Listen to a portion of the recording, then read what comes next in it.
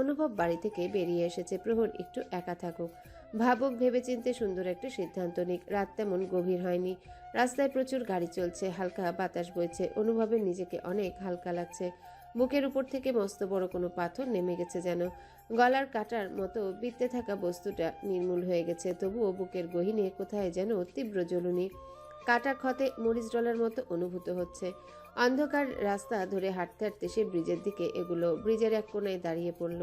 চোখের সামনে বাবার চেহারাটা হঠাৎ ভেসে উঠল। বাবার জীবনটা এত করুণ কেন? বাবার গল্পটা অন্যরকম হলে কি খুব ক্ষতি হয়ে যেত? আরে অনুভব না? আবছা অন্ধকারে অনুভব চমকে উঠল। কণ্ঠস্বর পরিচিত। পেছনে ঘুরে তাকাতেই মুখে হাসি ফুটে উঠল। বিস্মিত স্বরে বলল, নাজমুল, কেমন আছিস? আমি ভালো। তোমার কি খবর? নাজমুল নামের ছেলেটা এগিয়ে এলো। অনুভবের বাল্যকালের বন্ধু, একই গ্রামে জন্ম, একসাথে বেড়ে ওঠা। বর্তমানে একই শহরে থাকে দুজন, কিন্তু দেখা সাক্ষাৎ খুব কম। সবাই যার যার জীবন নিয়ে ব্যস্ত হয়ে পড়েছে। অনুভব তার পিঠ চাপড়ে বলল, এদিকে কেন হঠাৎ? একটা কাজে এসেছিলাম। প্রহর কেমন আছে? তোমাদের আই থিঙ্ক তাদের সম্পর্কে কোনো উন্নতি হয়েছে? প্রহরের ব্যাপারে মোটামুটি জানে নাজমুল। অনুভব নিজেই জানিয়েছে, তার বন্ধু মানুষ বলতে এই একটা ছেলেকে সে চিনে। হঠাৎ গম্ভীর হয়ে গেল সে, শ্বাস ফেলে বলল, প্রহরকে নিয়ে অনেক দুশ্চিন্তায় আছি নাজমুল। আমার জন্য মেয়েটার জীবন বোধহয় নষ্ট হয়ে গেল। আমার শরীরের অবস্থা ভালো না। ডাক্তারের কথা বলার ভঙ্গি দেখে কিছুটা আঁচ করেছি। হাতে বেশি সময় নেই, হয়তো কয়েক মাস। নাজমুল চমকে উঠল। পরক্ষণে বুকের ভেতর সূক্ষ্ম একটা কষ্ট ছড়িয়ে পড়ল। অনুভবের কাজ ঘেঁষে এলো একটু। বলার মতো কিছু তার না অতীতে ছিল, না এখন আছে। অনুভব নিজে থেকেই বলল, নূপুরের কোনো খবর জানিস? কেমন আছে ও? বাচ্চা হয়েছে এতদিনে, না? একটা ছেলেও হয়েছে। মাস দেড়েক আগে হাসপাতালে দেখা হয়েছিল ওর সাথে। ওর হাজবেন্ডও তো ডক্টর, সেই সূত্রে। অনুভব মনে মনে খুশি হলো। একটা সময় এই মেয়েটা তার জন্য পাগল ছিল। ধনী বাড়ির মেয়ে, বনেদি বংশ। নুপুরের বাবাকে গ্রামের সবাই এক নামে চিনত, জমের মতো ভয় পেত সবাই। এমন বাড়ির মেয়ে হয়ে শেষমেশ তাকে ভালোবেসে ফেললো। একই স্কুলে পড়াশোনার সূত্রে পরিচয়। সে বন্ধুর বেশি কখনো ভাবেনি নুপুরকে। হয়তো মস্তিষ্ক দুজনের ব্যবধান দেখিয়ে মনকে এগোতে দেয়নি। তাছাড়া নুপুরকে ভালো না বাসার কোনো কারণ ছিল না। এই নিয়ে মেয়েটির কত আক্ষেপ। হঠাৎ যখন তার অসুস্থতার কথা ছড়িয়ে পড়লো, তখন দেখতে এসে খুব করে কাঁদলো একদিন। তারপর বেশ কিছুদিন কোনো খোঁজ জানতো না অনুভব। সার্জারির কয়েক মাস পর নাজমুলের থেকে জানতে পারে নুপুরের বিয়ে হয়ে গিয়েছে। এরপর আর দেখা হয়নি তাদের। দেখা না হয় ভালো। নুপুর অন্তত সুখে আছে, এটাই অনেক। নূপুরের প্রতি কখনো কোনো অনুভূতি ছিল না অনুপ? পৃথিবীতে আমার একটা মেয়ের প্রতি অনুভূতি ছিল, এবং এখনো আছে। তুই তো জানিস মেয়েটাকে। মেয়েটির কাছে নিজেকে ধরা দিচ্ছিস না কেন? হুম। অগোছলা নিজেকে একটু তার দায়িত্বই দিয়েই দেখ। দেখ গোছাতে পারি কিনা। বুঝতে পারছিস না কেন তোরা? আমি যত ওর প্রতি দুর্বলতা দেখাবো, তত আমাকে ভুলতে পারবে না। আমি চাই আমার অবর্তমানেও ও যেন দ্রুত আমাকে ভুলে যায়, অন্য কারোর সাথে জীবন সাজিয়ে নেয়। নাজমুল মৃদু হাসলো, তার ছিল্লে সুরে বলল, অনেক তো প্রহরের কথা ভাবলি, এবার একটু নিজের কথা ভাব। যে কটা দিন পৃথিবীতে আছিস, প্রিয় মানুষটার কোলে মাথা রাখ। ক্লান্ত মনটাকে যত্ন নিতে দে অনুভব। এতে তোরা দুজনেই ভালো থাকবি। প্রহরকে দূরে রেখে কষ্ট দিয়ে তুই কি ভালো আছিস? নেই তো। কিন্তু তোর ধারণা ভুল অনুভব। প্রহরের ভালোবাসা তুই এখনো হয়তো বুঝিস নে। ভালোবাসা এতটা ঠুকনো কিছু নয় যে একজন দুনিয়াতে না থাকলে তার প্রতি গড়ে ওঠা দীর্ঘদিনের সমস্ত অনুভূতি ধীরে ধীরে নিঃশেষ হয়ে যাবে। তা নয় না। একবার কাউকে মন দিয়ে ফেললে, নিজেকে নিজেকে খুচরো করে ভালোবেসে ফেললে, তাকে কখনো ভোলা যায় না রে। সে মানুষটা চিরদিন পাশে থাকুক বা না থাকুক, তাকে কখনো ভোলা যায় না। তার চেয়ে বরং প্রহরকে সুন্দর কিছু মুহূর্ত উপহার দেয়। তোর অবর্তমানে মেয়েটি যেন সেগুলো ভেবে আনন্দ পায়, মুখে হাসি ফুটে ওঠে। অনুভব গভীর চিন্তায় ডুব দিল। একে একে সময় অতিক্রম হতে চলল। ঘড়ির কাঁটা মিনিট পেরিয়ে ঘন্টার ঘরে পা রাখলো। অনুভব স্থির। আচমকা সে নড়ে উঠল। নাজমুলের হাত চেপে ধরে বলল, আমি আসছি দোস্ত, পরে কথা হবে, ফোন দিব। নাজমুলকে কিছু বলার সুযোগ না দিয়ে দৌড় শুরু করলো অনুভব। দৌড়ানো অবস্থায় হাত নাড়ল। অন্ধকারে চোখের পলকে অবয়বটা মিলিয়ে যেতে নাজমুলের মুখে হাসি ফুটে উঠল। এতদিনে ছেলেটা আজ একটা সঠিক সিদ্ধান্ত নিয়েছে। সে চায় না অনুভব কষ্ট পাক, দুঃখে থাকুক।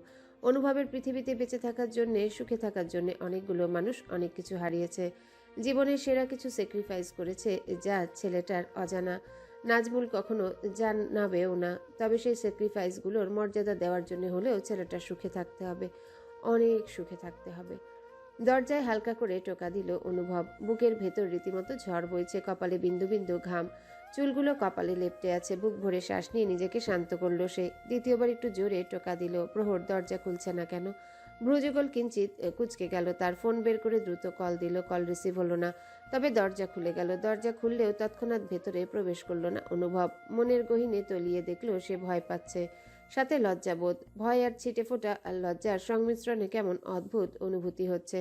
শেষমেশ ভেতরে ঢুকলো সে। প্রহর বসার ঘরে নেই। রান্নাঘর থেকে থালা বাসনের টুকটাক আওয়াজ আসছে। অনুভব এগিয়ে গেল। বেশ কিছুক্ষণ আড়াল থেকে প্রহরকে লক্ষ্য করলো। প্রহর কিছু একটা পরিষ্কার করছে। অনুভবের মাথায় ঢুকছে না কি বলে শুরু করবে, কি করলে, ঠিক কি বললে এতদিনের দূরত্ব ঘুচবে। সে এগিয়ে গেল, গলা পরিষ্কার করে বলল, ক্ষুধা লেগেছে আমার, খেতে চাই। প্রহরীর হাত থেমে গেল, তবে তা অল্প সময়ের জন্য। পরক্ষণেই নিজের কাজে ব্যস্ত হয়ে পড়ল। অনুভব বিস্মিত হয়ে গেল। প্রহর তার প্রশ্নের উত্তর দিচ্ছে না। সে এবারে গলার স্বর উঁচু করে বলল, বললাম না ক্ষুধা লেগেছে। প্রহর হাতের ধোয়া প্লেটটা নামিয়ে রাখলো নিশ্চুপ সে। চোখে মুখে গম্ভীর ভাব। রান্নাঘর থেকে বের হওয়ার জন্য উদ্যত হতেই অনুভব পথ আগলে দাঁড়ালো। কিছুক্ষণের জন্য থেমে গেল, ভড়কালো না প্রহর। অনুভবকে পাশ কাটিয়ে চলে গেল। বেশি দূর এগোতে পারল না। ভেজা হাতে টান পড়ল। হাত ছাড়ানোর চেষ্টা করলো সে। অনুভব আর দ্বিরুক্তি করল না। প্রহর চমকালেও এত সহজে মন গড়ল না। সব দোষে মানুষটার। এই নির্দয় মানুষটা তাকে বোঝে না কেন? তার ভালোবাসার গভীরত্ব কেন বোঝে না? সবসময় কেন নিজের মতো ভেবে বসে থাকে? দু চোখে অভিমানেরা এসে ভিড় জমালো। নিজেকে ছাড়ানোর চেষ্টা করলো। বারবার অনুভবকে ধাক্কা দিয়ে সরিয়ে দিতে চাইলো, কিন্তু অনুভব ছাড়লো না। আরো দুহাতে শক্ত করে চেপে ধরলো। দ্বিধাহীন সুরে বলে ফেললো, ভালোবাসি, ভালোবাসি প্রহর। অবশেষে ঝড় থামলো। এতক্ষণ ছটফট করতে থাকা প্রহর স্থির হয়ে গেল। বুকের ভিতর জমিয়ে রাখা পাহাড় সম অভিমানে ধস নামলো। ভেঙে চুরে গুড়িয়ে গেল একটি মাত্র শব্দ, ভালোবাসি। অনুভব তাকে ভালোবাসি বলেছে। অবশেষে স্বীকার করেছে, নিজের অনুভূতি ব্যক্ত করেছে। প্রহর আর নিজেকে শক্ত রাখতে পারল না। ঝরঝর করে বৃষ্টির ফোঁটার মতো অশ্রু গড়িয়ে পড়ল। কিছুক্ষণ অপ্রকৃতস্থের মতো রইল। পরিশেষে অনুভবের বুকে মিশে গেল। কাঁদতে কাঁদতে বলল, আপনাকে বলেছিলাম না, আপনি যদি আগামীকালও পৃথিবী ছেড়ে চলে যান তবুও আমি আপনাকে ছাড়ছি না। প্রহর কাঁদবে না একদম। যা বলবে চোখের পানি না ফেলে বলবে। কেমন? তোমাকে কাঁদতে দেখলে, তোমার চোখের পানি দেখলে আমার ভেতরটা জ্বলে পুড়ে যায়, হাত পা অবশ হয়ে আসে, দেখে সূচ ফোটার মতো যন্ত্রণা হয়। প্রহর অনুভবের বুক থেকে মুখ তুলল। প্রশ্নাতুর দৃষ্টিতে চেয়ে রইল কিছুক্ষণ। অতঃপর কপাল কুঁচকে বলল, তাহলে এত কষ্ট কেন দিলেন? অনুভবের চেহারা জুড়ে অপরাধ বোধের কালো ছায়া নেমে এলো। প্রহরকে কষ্ট দিয়ে সে এক সেকেন্ডের জন্য ভালো ছিল না। নিজেকে আড়াল রাখতে, নিজের ভালোবাসাকে লুকিয়ে রাখতে তাকে কতটা যন্ত্রণা ভোগ করতে হয়েছে তা শুধু সেই জানে। শ্বাস ফেলে প্রহরের গাল মুছে দিল সে। তারপর চাপা স্বরে বলল, সরি বললে তোমার কষ্টগুলো অনুভব করতে পারবো না। তার থেকে বরং শাস্তি দাও আমায়, ভয়ঙ্কর শাস্তি, যাতে তোমার পুরনো সব কষ্টের স্মৃতি দূর হয়ে যায়। প্রহর শূন্য দৃষ্টিতে কিছুক্ষণ চেয়ে রইল অনুভবের পানে। আচমকা দু হাতে অনুভবের গলা জড়িয়ে ধরল। তীক্ষ্ণ স্বরে বলল, অবশ্যই শাস্তি দিব। বলে সে অনুভবের ঠোঁটে চুমু খেলো। ভোরবেলা প্রহরের ঘুম ভাঙল একটু দেরিতে। পাশ ফিরে দেখলো অনুভব নেই। ঘুম ঘুম চোখে বালিশের পাশ থেকে মোবাইলটা হাতে নিল। স্ক্রিনে চোখ বুলাতেই ঘুম ছুটে গেল। এক লাফে উঠে পড়ল সে। ক্লাসের দেরি হয়ে যাচ্ছে। তাড়াহুড়ো করে ওয়াশরুমে ঢুকলো। নাস্তা করবে না? ব্যাগে বইপত্র গুছিয়ে নিচ্ছিল প্রহর। অনুভবের কণ্ঠস্বর শুনে হাত থেমে গেল। রক্তিম এক আভা ছড়িয়ে পড়ল মুখ জুড়ে। কান লাল হয়ে গেল। পেছনে ঘুরে তাকালো না সে। উত্তরও দিল না। ঝটপট ব্যাগ গোছানোতে মনোযোগ দিল। অনুভব এগিয়ে এলো। না খেয়ে বের হওয়ার কথা ভাবছো? ক্ষুধা নেই। দুষ্টু একটা কথা বলতে গিয়েও থেমে গেল অনুভব। মুচকি হাসলো শুধু। আর চোখে তার দিকে তাকালো প্রহর। লজ্জা বেড়ে গেল আরো। দ্রুত কাঁধে ব্যাগ চেপে নিল। বলল, সময় নেই আমার, আসছি। পথ আগলে দাঁড়ালো অনুভব। হাতের প্লেটটা উঁচু করে ইশারা করলো। মাত্র খেয়াল করলো প্রহর। অনুভবের হাতে খাবারের প্লেট। প্লেটে দুটো রুটি আর ভাজি শোভা পাচ্ছে। তুমি আমার দিকে সরাসরি তাকাচ্ছ না কেন বলো তো? প্রহরের ছটফটানি আরো বেড়ে গেল। তার অস্থিরতা দেখে হাসলো অনুভব। বুঝতে পারলো মেয়েটা তার থেকে পালাতে চাইছে। সে প্রহরের হাত ধরে বিছানায় বসিয়ে দিল। রুটি ছিঁড়ে বাড়িয়ে দিয়ে বলল, হ্যাঁ করো তো। প্রহর ভয়াবহ চমকে উঠল। রাতারাতি অনুভবের এত পরিবর্তন মানতে কষ্ট হচ্ছে। এত ভালো ব্যবহার ঠিক হজম হচ্ছে না। সে ব্যস্ত হয়ে বলল, আমি খেতে পারবো, প্লেটটা আমার হাতে দিন। হুম, আমি খাইয়ে দিব বলেছি। আমি নিজ হাতে খেতে পারবো। ক্লাসের দেরি হয়ে যাচ্ছে না? ছটপট হাঁ করো তো। বাধ্য হয়ে প্রহর হাঁ করল। তাকে জড়তা নিয়ে খেতে দেখে অনুভব বলল, নিজেকে অভ্যস্ত করো প্রহর। আজকের পর থেকে প্রতিবার আমিই খাইয়ে দিব। অক্ষি যুগল প্রসারিত হলো প্রহরের। গলায় খাবারটা আটকে গেল। খক খক করে কাশতে অনুভব দ্রুত পানির গ্লাস বাড়িয়ে দিল। পানি খেয়ে নিজেকে একটু ভারসাম্যে আনলো প্রহর। অনুভবের দুষ্টুমি মাখা ঠোঁটের হাসি অনেক কিছু বুঝিয়ে দিচ্ছে। তাকে বারংবার লজ্জায় ফেলতে চাইছে। প্রহর কথা ঘুরানোর জন্যে বলল, আপনি রুটি বানাতে পারেন? আমি সব পারি। শুধু ভার্সিটি থেকে পাশ মার্ক নিয়ে বের হতে পারেন না, তাই তো? অনুভব উত্তর দিল না। মুখের হাসি বিস্তৃত হলো শুধু। ক্লাস শেষ হবে কয়টায়? আমি ডিপার্টমেন্টের সামনে দাঁড়িয়ে থাকবো। প্রহর ঝটপট উঠে দাঁড়ালো। অনুরোধের সুরে বলল, থাকতে হবে না, আমি একা চলে আসবো। একদিনে আপনার এত এত ভালো ব্যবহার আমি নিতে পারছি না। আমাকে আর চমকে দিবেন না প্লিজ। শব্দ করে হেসে ফেলল অনুভব। হাত ধুয়ে উঠে পড়ল। প্রহর কিছুক্ষণ মুগ্ধ হয়ে চেয়ে রইল অনুভবের পানে। মানুষটাকে কখনো প্রাণ খুলে হাসতে দেখেনি সে। হাসলে কি পৃথিবীর সব পুরুষকে এত সুন্দর লাগে, নাকি শুধু তার অনুভবকে? অনুভব তার দিকে তাকাতেই সে মাথা নিচু করলো। মানুষটা খেয়েছে কিনা সে জানে না। লজ্জায় জিজ্ঞাসা করতে পারলো না। ছোট্ট করে আসছি বলে রুম থেকে বের হয়ে গেল। বসার ঘরের দরজার সামনে দাঁড়িয়ে আটকে রাখা নিঃশ্বাস ফেললো সে। পায়ে জুতা গলিয়ে দিল। ক্লাসের বড্ড দেরি হয়ে গেছে। দরজার ছিটকিনিতে হাত রাখতেই আচমকা পেছন থেকে কেউ জড়িয়ে ধরল। চমকে উঠল প্রহর। সেই চেনা ঘ্রাণ, চেনা স্পর্শ। অনুভবের দিকে ঘুরে দাঁড়ানোর চেষ্টা করলো কিন্তু পারল না। বিস্মিত স্বরে শুধু জিজ্ঞাসা করলো, কি করছেন? কিছু না। কয়েক মিনিট পর ছেড়ে দিল অনুভব। প্রহরের মাথার চুলে আঙ্গুল ছুঁয়ে দিয়ে বলল, এবার যাও, সাবধানে যাবে কিন্তু। প্রহর মাথা নাড়ল। শেষ মুহূর্তে হুট করে অনুভব হাঁটু গেড়ে বসে পড়ল। বুক পকেট থেকে কাগজে মোড়ানো একটা জিনিস বের করলো। প্রহর অবাক হয়ে দেখল মসৃণ শুভ্র রঙের একটা আংটি। অনুভব এক পলক তার দিকে চেয়ে বাম হাতটা টেনে নিল। আংটিটা পরিয়ে দিয়ে প্রহরের চোখে চোখ রাখলো। গভীর আবেশে মেশানো সে দৃষ্টি না বলা অনেক কথা ব্যক্ত করলো যেন। প্রহর অস্ফুটে শুধু বলল, কি করছেন এসব? উঠে দাঁড়ান। অনুভব উঠে দাঁড়ালো না। প্রহরের হাতে ঠোঁট ছুঁয়ে মনে মনে বলল, আমি বাঁচতে চাই প্রহর, ভীষণভাবে বাঁচতে চাই। দীর্ঘদিন তোমার পাশে থাকতে চাই। প্রহর কি বুঝলো কে জানে, তবে চোখ দুটো ঝাপসা হয়ে এলো তার।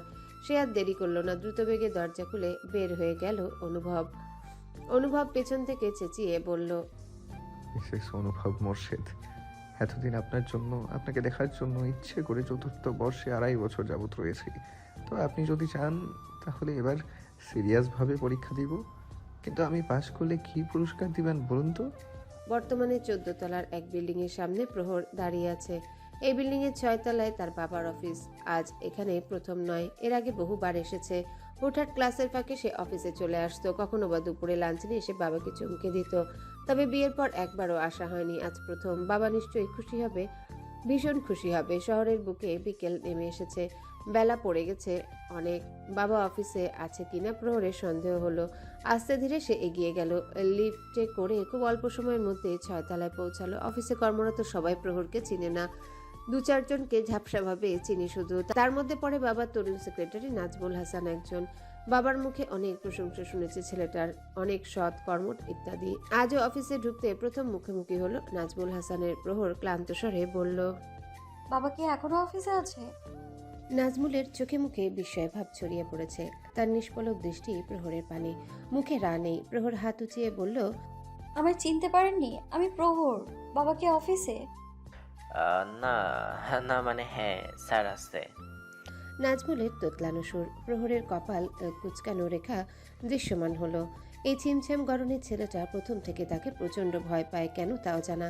তার বাবা কি কঠিন ব্যবহার করে ছেলেটার সাথে? মনে তো হয় না। বাবা ততটা রাগী নয়।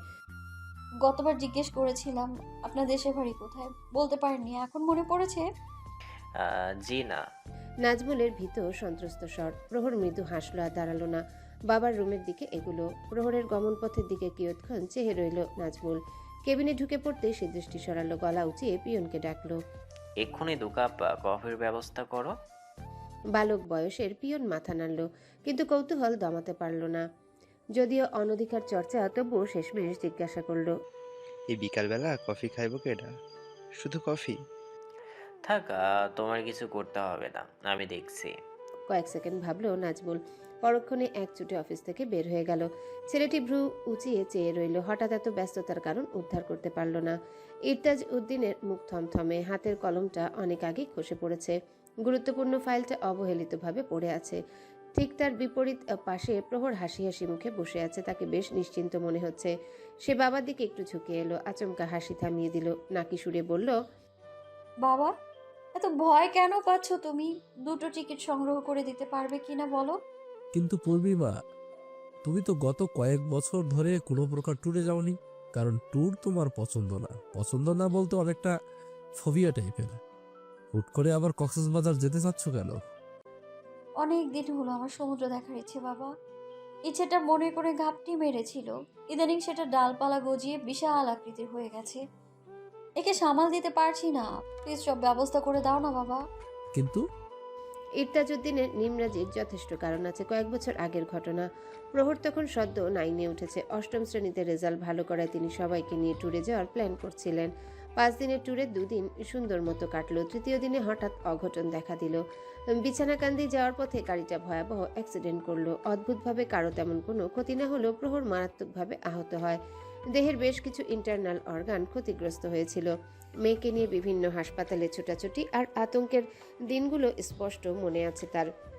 প্রহরের সেই ইনজুরি ঠিক হতে দীর্ঘ সময় লেগেছিল। মূলত সেই সময় থেকে তারা কেউ ট্যুরে যায়নি। প্রহরও সব রকমের ট্যুরের বিপক্ষে ছিল, কিন্তু আজ হঠাৎ কক্সবাজারের কথা শুনতে তার কেমন খটকা লাগলো। মন সায় দিল না। বাবা রাজি হয়ে যাও না প্লিজ। প্রহরের আবদারে মন গলতে শুরু করলো ইরতাজউদ্দিনের। শেষমেশ দীর্ঘশ্বাস ফেলে বললেন, ঠিক আছে, সবকিছু গুছিয়ে প্রস্তুতি নাও, বাকি সব ব্যবস্থা হয়ে যাবে। প্রহর খিলখিলিয়ে হেসে উঠল। এক ছুটে চেয়ার ছেড়ে বাবাকে জড়িয়ে ধরল। কিছুক্ষণ পর বলল, এখন আসি তাহলে। দুপুরে খাওয়া হয়েছে? প্রহর মিথ্যে বলতে পারল না, মাথা নেড়ে বলল। এখন গিয়ে খেয়ে নিব। ইরতাজউদ্দিনের বুকের ভেতর হুহু করে উঠল। এই মেয়েটা তাদের বাঁচার একমাত্র অবলম্বন, তাদের ভালোবাসার প্রথম ফুল। ছোটবেলা থেকেই কতটা যত্নে বড় করেছেন। ছিটেফোঁটা দুঃখ স্পর্শ করতে দেননি। তারা না করলে কি হবে, বিধিবাম। মেয়েটা স্বেচ্ছায় দুঃখকে আলিঙ্গন করে নিলেন। তার পরোপকারী স্বামী আবার না খেয়ে মরবে, তবু অন্যের অনুগ্রহে বাঁচবে না। দীর্ঘশ্বাস ফেললেন তিনি। উপলব্ধি করলেন ভেতরে মিশ্র প্রতিক্রিয়া তার। মেয়ের সিদ্ধান্তকে ভুলও ভাবতে পারছেন না। একটা সময় ভালোবাসার জন্য তারাও ঘর ছেড়েছিলেন, দারিদ্রতাকে জয় করেছিলেন। তার মেয়েও জয় করবে। সব অনিশ্চয়তা কাটিয়ে ঠিক সুখ খুঁজে নিবে। তিনি মেয়ের মাথায় হাত রেখে বললেন, আমি খাবার পাঠাতে বলছি, এখানে খেয়ে নাও। ইরতাজউদ্দিনকে কিছু করতে হলো না। তার আগেই কেবিনের দরজায় নক পড়ল। তিনি হুকুম দিতেই নাজমুল ভেতরে ঢুকলো। তার দুহাত ভর্তি খাবার। দোকানের সব প্রকারের খাবার নিয়ে এসেছে যেন। তার পেছনে পেছনে এলো পিয়ন ছেলেটি, হাতে পানির জগ আর বাকি সরঞ্জাম। তিনি কৃতজ্ঞতা অনুভব করলেন। নাজমুল ছেলেটা এতটা চটপটে, কিভাবে যেন সব বুঝে যায়। তার মনে পড়ল একটা সময় প্রহরের দায়িত্ব এই ছেলেটার হাতে তুলে দেওয়ার কথা ভেবেছিলেন। খুব অল্প সময়ের মধ্যে ডেস্ক ফাঁকা করে প্রহর আর তার বাবা খেতে বসলো। কতগুলো মাস পর দুজন একত্রে খাচ্ছে। দুজনেরই মুখ ভার, মাথা নিচু, চোখের কোণা ঝাপসা হয়ে আসতে চাইছে বারবার। এত সুস্বাদু খাবারও কয়েক লোকমার বেশি কেউ খেতে পারল না। অনুভব বাড়ি ফিরল সন্ধ্যার পর। দুবার ডোরবেল বাজাতেই দরজা খুলে গেল। ওপাশে ঘুম ঘুম চোখে প্রহরকে দেখে তার সারাদিনের ক্লান্তি উবে গেল। ঠোঁটে দৃশ্যমান হলো এক অমায়িক প্রশান্তির হাসি। পথভোলা পথিকের শেষ গন্তব্যস্থল। ভেতরে ঢুকে দরজা বন্ধ করে দিল সে। পেছন ঘুরে প্রহরের দিকে এগোতে লাগলো। দুপা এগোতে প্রহর চিৎকার করে উঠল, বাধা দিয়ে বলল, আর এগোবেন না একদম। জুতা খুলুন আগে, জুতা খুলে রেখে তারপর ভেতরে আসুন। সেকেন্ড দুয়েকের মতো অনুভব নিজের পায়ের দিকে তাকিয়ে রইল। অতঃপর বাধা মানল না। ধীর পায়ে এগিয়ে এসে প্রহরের কাঁধে মাথা এলিয়ে দিল।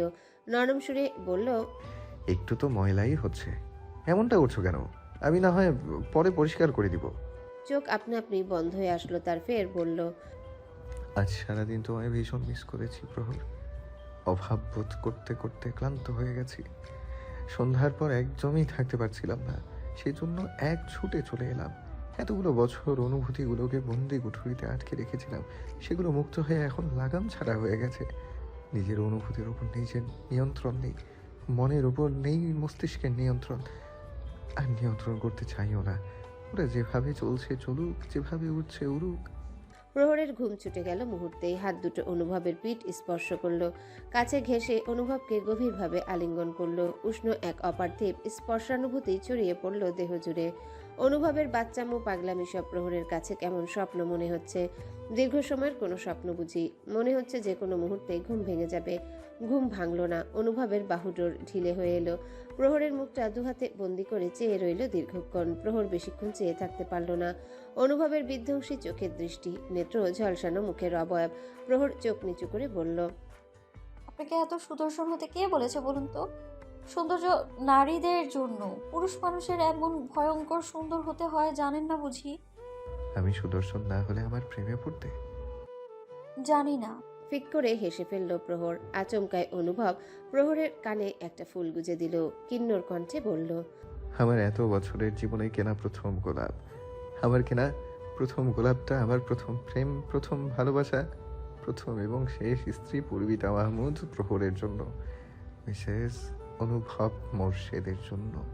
ফুলটা হাতে নিল প্রহর। আবেগতাড়িত হওয়ার সময় পেল না। তার আগেই অনুভব তাকে টেনে রুমে নিয়ে গেল। প্রহরকে বিছানায় বসিয়ে দিয়ে কোলে মাথা রাখলো। শুনশান নিস্তব্ধ রাত। সময় বয়ে চলেছে নীরব গতিতে। অনুভবের চোখে ঘুম নেই। দৃষ্টি আটকে আছে প্রহরের মুখপানে। তার উন্মুক্ত বুকে মেয়েটা কি গভীর নিশ্চিন্তে ঘুমাচ্ছে। অনুভব জানে না আর কতদিন, আর কতগুলো রাত প্রহর এমন নিশ্চিন্তভাবে ঘুমাতে পারবে। ইদানিং হুটহাট কেমন অস্থির লাগে। ছোটখাটো শব্দে বুক কেঁপে ওঠে। প্রহরের চিন্তায় দিনকে দিন কেমন বেসামাল হয়ে যাচ্ছে। ঘুমের মাঝে প্রহর হালকা নড়ে উঠল। ঘুমের মধ্যে মৃদু নড়ে উঠল প্রহর। অনুভব তাকে পরম যত্নে আগলে নিল, গলা পর্যন্ত কাঁথা টেনে দিল। পলক্ষীন নেত্রে চেয়ে রইল প্রহরের পানে। তার বেরং পৃথিবীতে ছিটে ফোটা যা রং, তাই মেয়েটি বয়ে এনেছে। সংকটাপন্ন জীবন, ক্রমাগত দারিদ্র্যের করাল গ্রাস, বাবাকে হারানো, শারীরিক যন্ত্রণা সহ নানাবিধ সমস্যার জীবনে মেয়েটা আচমকা পদচারণ, অনুমতি ব্যতি রেখে সম্পূর্ণ অনাকাঙ্ক্ষিতভাবে। প্রথম দিন প্রহরের নিষ্পলক চাহনি কয়েক মুহূর্তের জন্য থামিয়ে দিয়েছিল ওকে। ওই চোখ জোড়াতে কিছু একটা ছিল যা তাকে মুগ্ধ করেছিল। ব্যথা যন্ত্রণা সহ্য করার হৃৎপিণ্ডে মধুর এক অনুভূতি ছড়িয়ে দিয়েছিল। প্রহর যখন প্রথমবার খাতা নেওয়ার অজুহাতে তার আঙ্গুল ছুঁয়েছিল, সেই মুহূর্তে মেয়েটির প্রেমে পড়েছিল সে। তাকে নিয়ে অদ্ভুত অনুভূতির উদয় হয়েছিল। ভেবেছিল সবটা বুঝি একতরফা, কিন্তু দিন কয়েক অতিক্রম হতেই ভুল ভাঙে তার। মেয়েটা ছায়ার মতো তার পিছু নেয়। হুটহাট শূন্য থেকে যেন উদয় হয়, অদৃশ্য থেকে দৃশ্যমান হয়। অনুভবের ভালো লাগলেও কালক্রমে অজানা এক ভয় জেঁকে ধরে। ফলস্বরূপ এড়িয়ে চলা শুরু করে মেয়েটি, কিন্তু তেমন সফল হতে পারে না। বসন্তের এক উৎসবে মেয়েটা উতলা হয়ে যায়।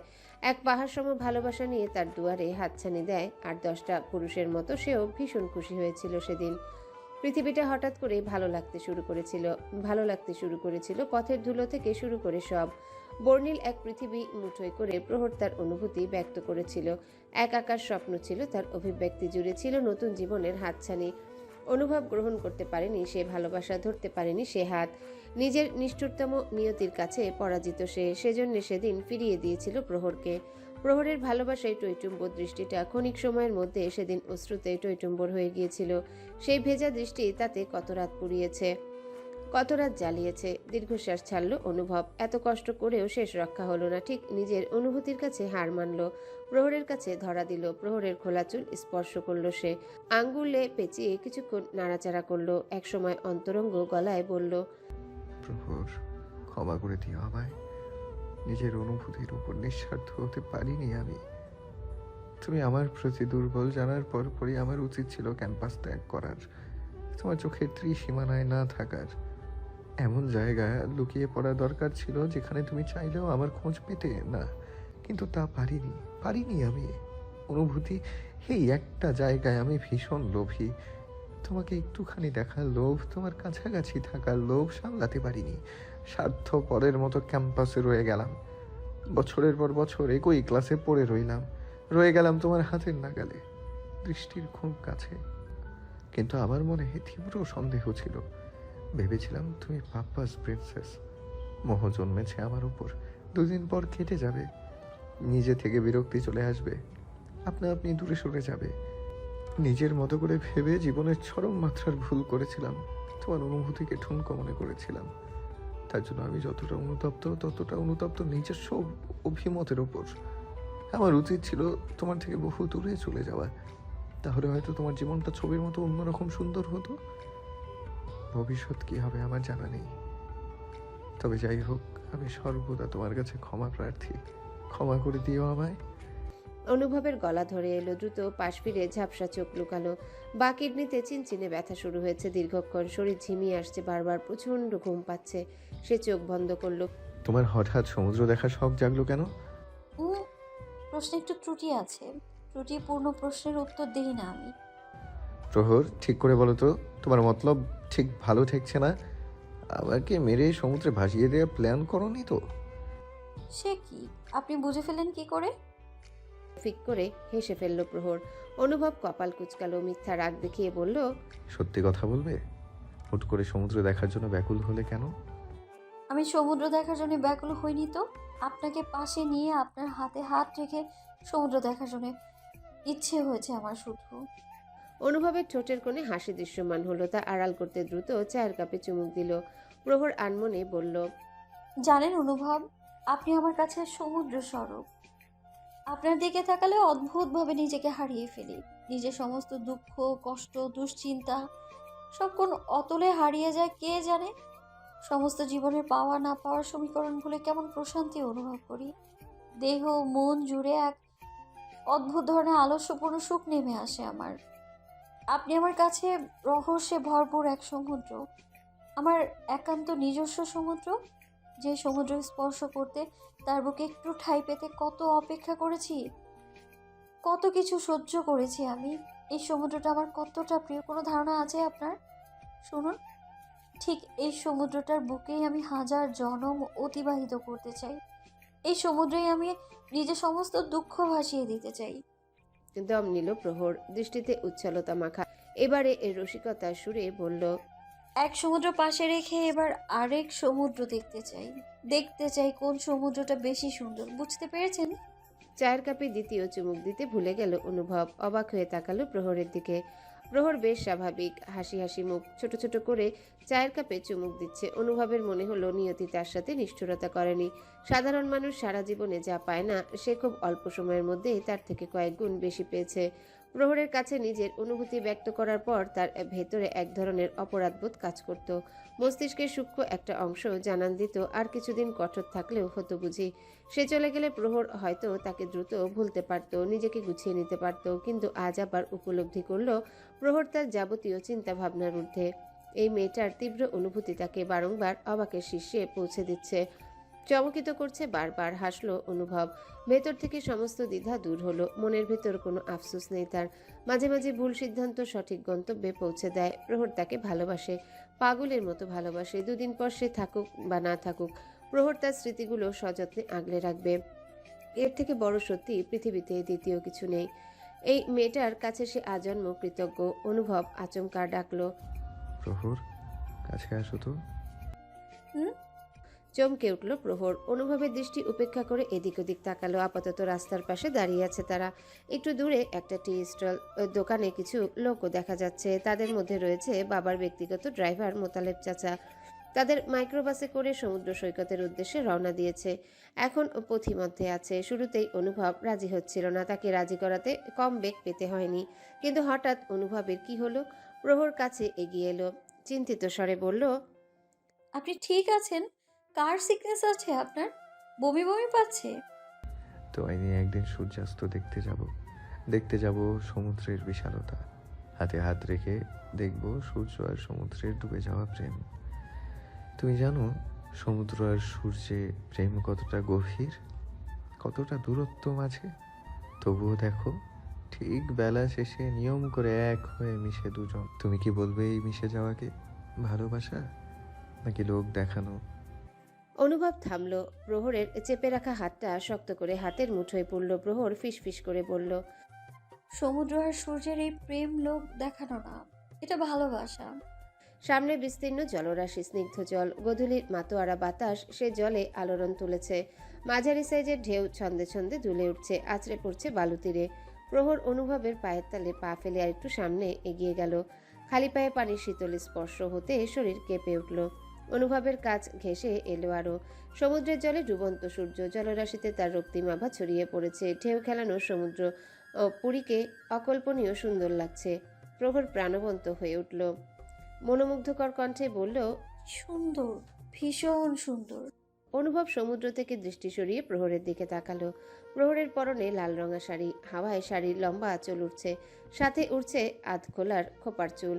প্রাণোচ্ছল মুখটাতে ডুবন্ত সূর্যের রক্তিম ছটা প্রতিফলিত হচ্ছে। তাকে স্নিগ্ধময় এক সূর্য মনে হচ্ছে, যে সূর্য এক নিমিষে সব অন্ধকার দূর করে দেয়। এই সন্ধ্যা লগ্নে অনুভব মুগ্ধ হয়ে চেয়ে রইল প্রহর নামক বন্যী শিখার দিকে, যে বন্যীর তাপ বড় কোমল। একটা সময় প্রহর সমুদ্র থেকে দৃষ্টি সরিয়ে অনুভবের দিকে তাকালো। অনুভবের ঘোর লাগা দৃষ্টি তার পানে দেখে থতমত খেলো। কিছু বলার চেষ্টা করতে অনুভব শুধালো, কে বেশি সুন্দর প্রহর, এই সমুদ্র নাকি তোমার নিজস্ব সমুদ্র? মোতালেব মিয়া হাতের পেয়ারার বড়সড় কামড় দিলেন। পেয়ারাটা ভারী মিষ্টি, চিনির চেয়েও অধিক মিষ্টি। খেতে ভালো লাগছে। পেয়ারার মিষ্টি মিষ্টি ভাবটা দেহে সর্বত্র ছড়িয়ে পড়ছে। এতে মন খারাপ ভাব কেটে গেছে। সম্পূর্ণ কাটেনি, তবে অনেকখানি কমেছে। তিনি বর্তমানে ঢাকা মেডিকেলের একটি ওয়ার্ডে অবস্থান করছেন। তিনি বাদে আরও 8 জন আছেন, সবাই অসুস্থ। এদের মধ্যে একমাত্র তিনি একটু সুস্থ। তার পাশের বিছানায় কিশোর বয়সের একটা ছেলে, ডান পাটা ব্যান্ডেজ করে ঝুলিয়ে রাখা হয়েছে, হয়তো ভেঙে গেছে। ছেলেটা তার ছোট ছেলের বয়সী। তিনি মনে মনে বললেন, আহারে, ছেলেটার হাতে একটা বই, পোশাক আশাক পরিষ্কার দেখে বড় ঘরের মনে হচ্ছে। তিনি হঠাৎ আন্তরিক গলায় জিজ্ঞাসা করলেন, বাপজান একটা পেয়ারা খাইবা? ছেলেটা এক পলক তাকালো, কিন্তু উত্তর দিল না কোনো। পরক্ষণে ফের বইয়ের পাতায় দৃষ্টি নিবদ্ধ করলো। মোতালেব মিয়া বড় অসহায় বোধ করলেন। এই যুগটাই এমন, বাচ্চা বাচ্চা ছেলেমেয়েরা মুরব্বীদের সম্মান দেয় না। অথচ তিনি যখন এর বয়সে ছিলেন তখন কত বিনয়ী ছিলেন। স্কুলের হেড টিচার পর্যন্ত তার প্রশংসায় পঞ্চমুখ থাকত। চাচা, আপনার শরীর কেমন আছে? মোতালেব মিয়া ডান পাশে তাকালেন। নাজমুল ছেলেটা এসে দাঁড়িয়েছে। এই ছেলেটার স্বভাব চরিত্র অত্যন্ত ভদ্র, যেমন বিনয়ী তেমন শান্তশিষ্ট। শরীর ভালো, কপালে আর বাম হাতের আঙুল একটু ব্যথা শুধু। নাজমুল একটা টুল টেনে বসে পড়ল। হাতের ফলের ব্যাগটা বিছানার এক পাশে নামিয়ে রাখলো। মোতালেব মিয়ার কণ্ঠে জোরের মতোই, শরীর ততটা ভালো মনে হচ্ছে না। বাম চোখ ফুলে গেছে, কপালে ব্যান্ডেজ, বাম হাতের চামড়া ছিঁড়ে গেছে অনেকখানি, গলার কাছে চামড়া লাল হয়ে আছে। তবে গুরুতর কিছু নয় বলে নাজমুল স্বস্তি পেল। শ্বাস ফেলে বলল, এত বড় দুর্ঘটনা কি করে ঘটলো? আমার কোনো দোষ নাই বুঝলা। 17 বছর বয়স থেকে গাড়ি চালাইতেছি। ফিরতি পথে ধীরে সুস্থে ড্রাইভ করতে আসছিলাম, হঠাৎ পেছন থেকে একটা ট্রাক ধাক্কা দিল। সবই কপাল বুঝলা বাপজান। বড় সাহেবের গাড়ি চালাই কত বছর হইল। ঢাকার এত ব্যস্ততার মাধ্যমে ঢাকার এত ব্যস্ততার মধ্যেও জ্বরের মতো গাড়ি চালাইছি, কিন্তু কোনো অ্যাক্সিডেন্ট হয় নাই। কিন্তু গতকাল কেমনে কি হইলো মাথায় ঢোকে না। বড়ই অচনক এই পৃথিবী, বুঝছো। আমার এলাকার এক চেয়ারম্যান দিব্যি ভালো মানুষের মতো ঘুরে বেড়ায়। একদিন ভোরবেলায় চা খাইতে গিয়া জিব্বা পুইরা ফেললো। এটা কি আর বড় ব্যাপার? জিব্বা পড়ছে, ঠিক হয়ে যাবে। কিন্তু না, 2 দিন যায় 3 দিন যায়, জিব্বা ঠিক হয় না। পরে কিছুদিন পর ডাক্তার বলল পোড়ার জায়গায় ক্যান্সার হয়েছে। এরপর কত চিকিৎসা, কত টাকা ঢালা, দেশে বিদেশে ঘুরে বেড়ানো, কিছুতেই কিছু হইল না। পরপারে চলে গেল। মোতালেব মিয়া থামলেন। নাজমুলকে নিশ্চুপ দেখে আবারও বলা শুরু করলেন, জীবনটা হইল অগোকা, অর্থাৎ অদ্ভুত ঘটনার কারখানা। কখন কি হইব, কি ঘটবো টের পাওয়া যায় না। প্রহর মার কপালে এতটুকু ছিল বইলাই পেছন থেকে গাড়ি এসে ধাক্কা মারছে।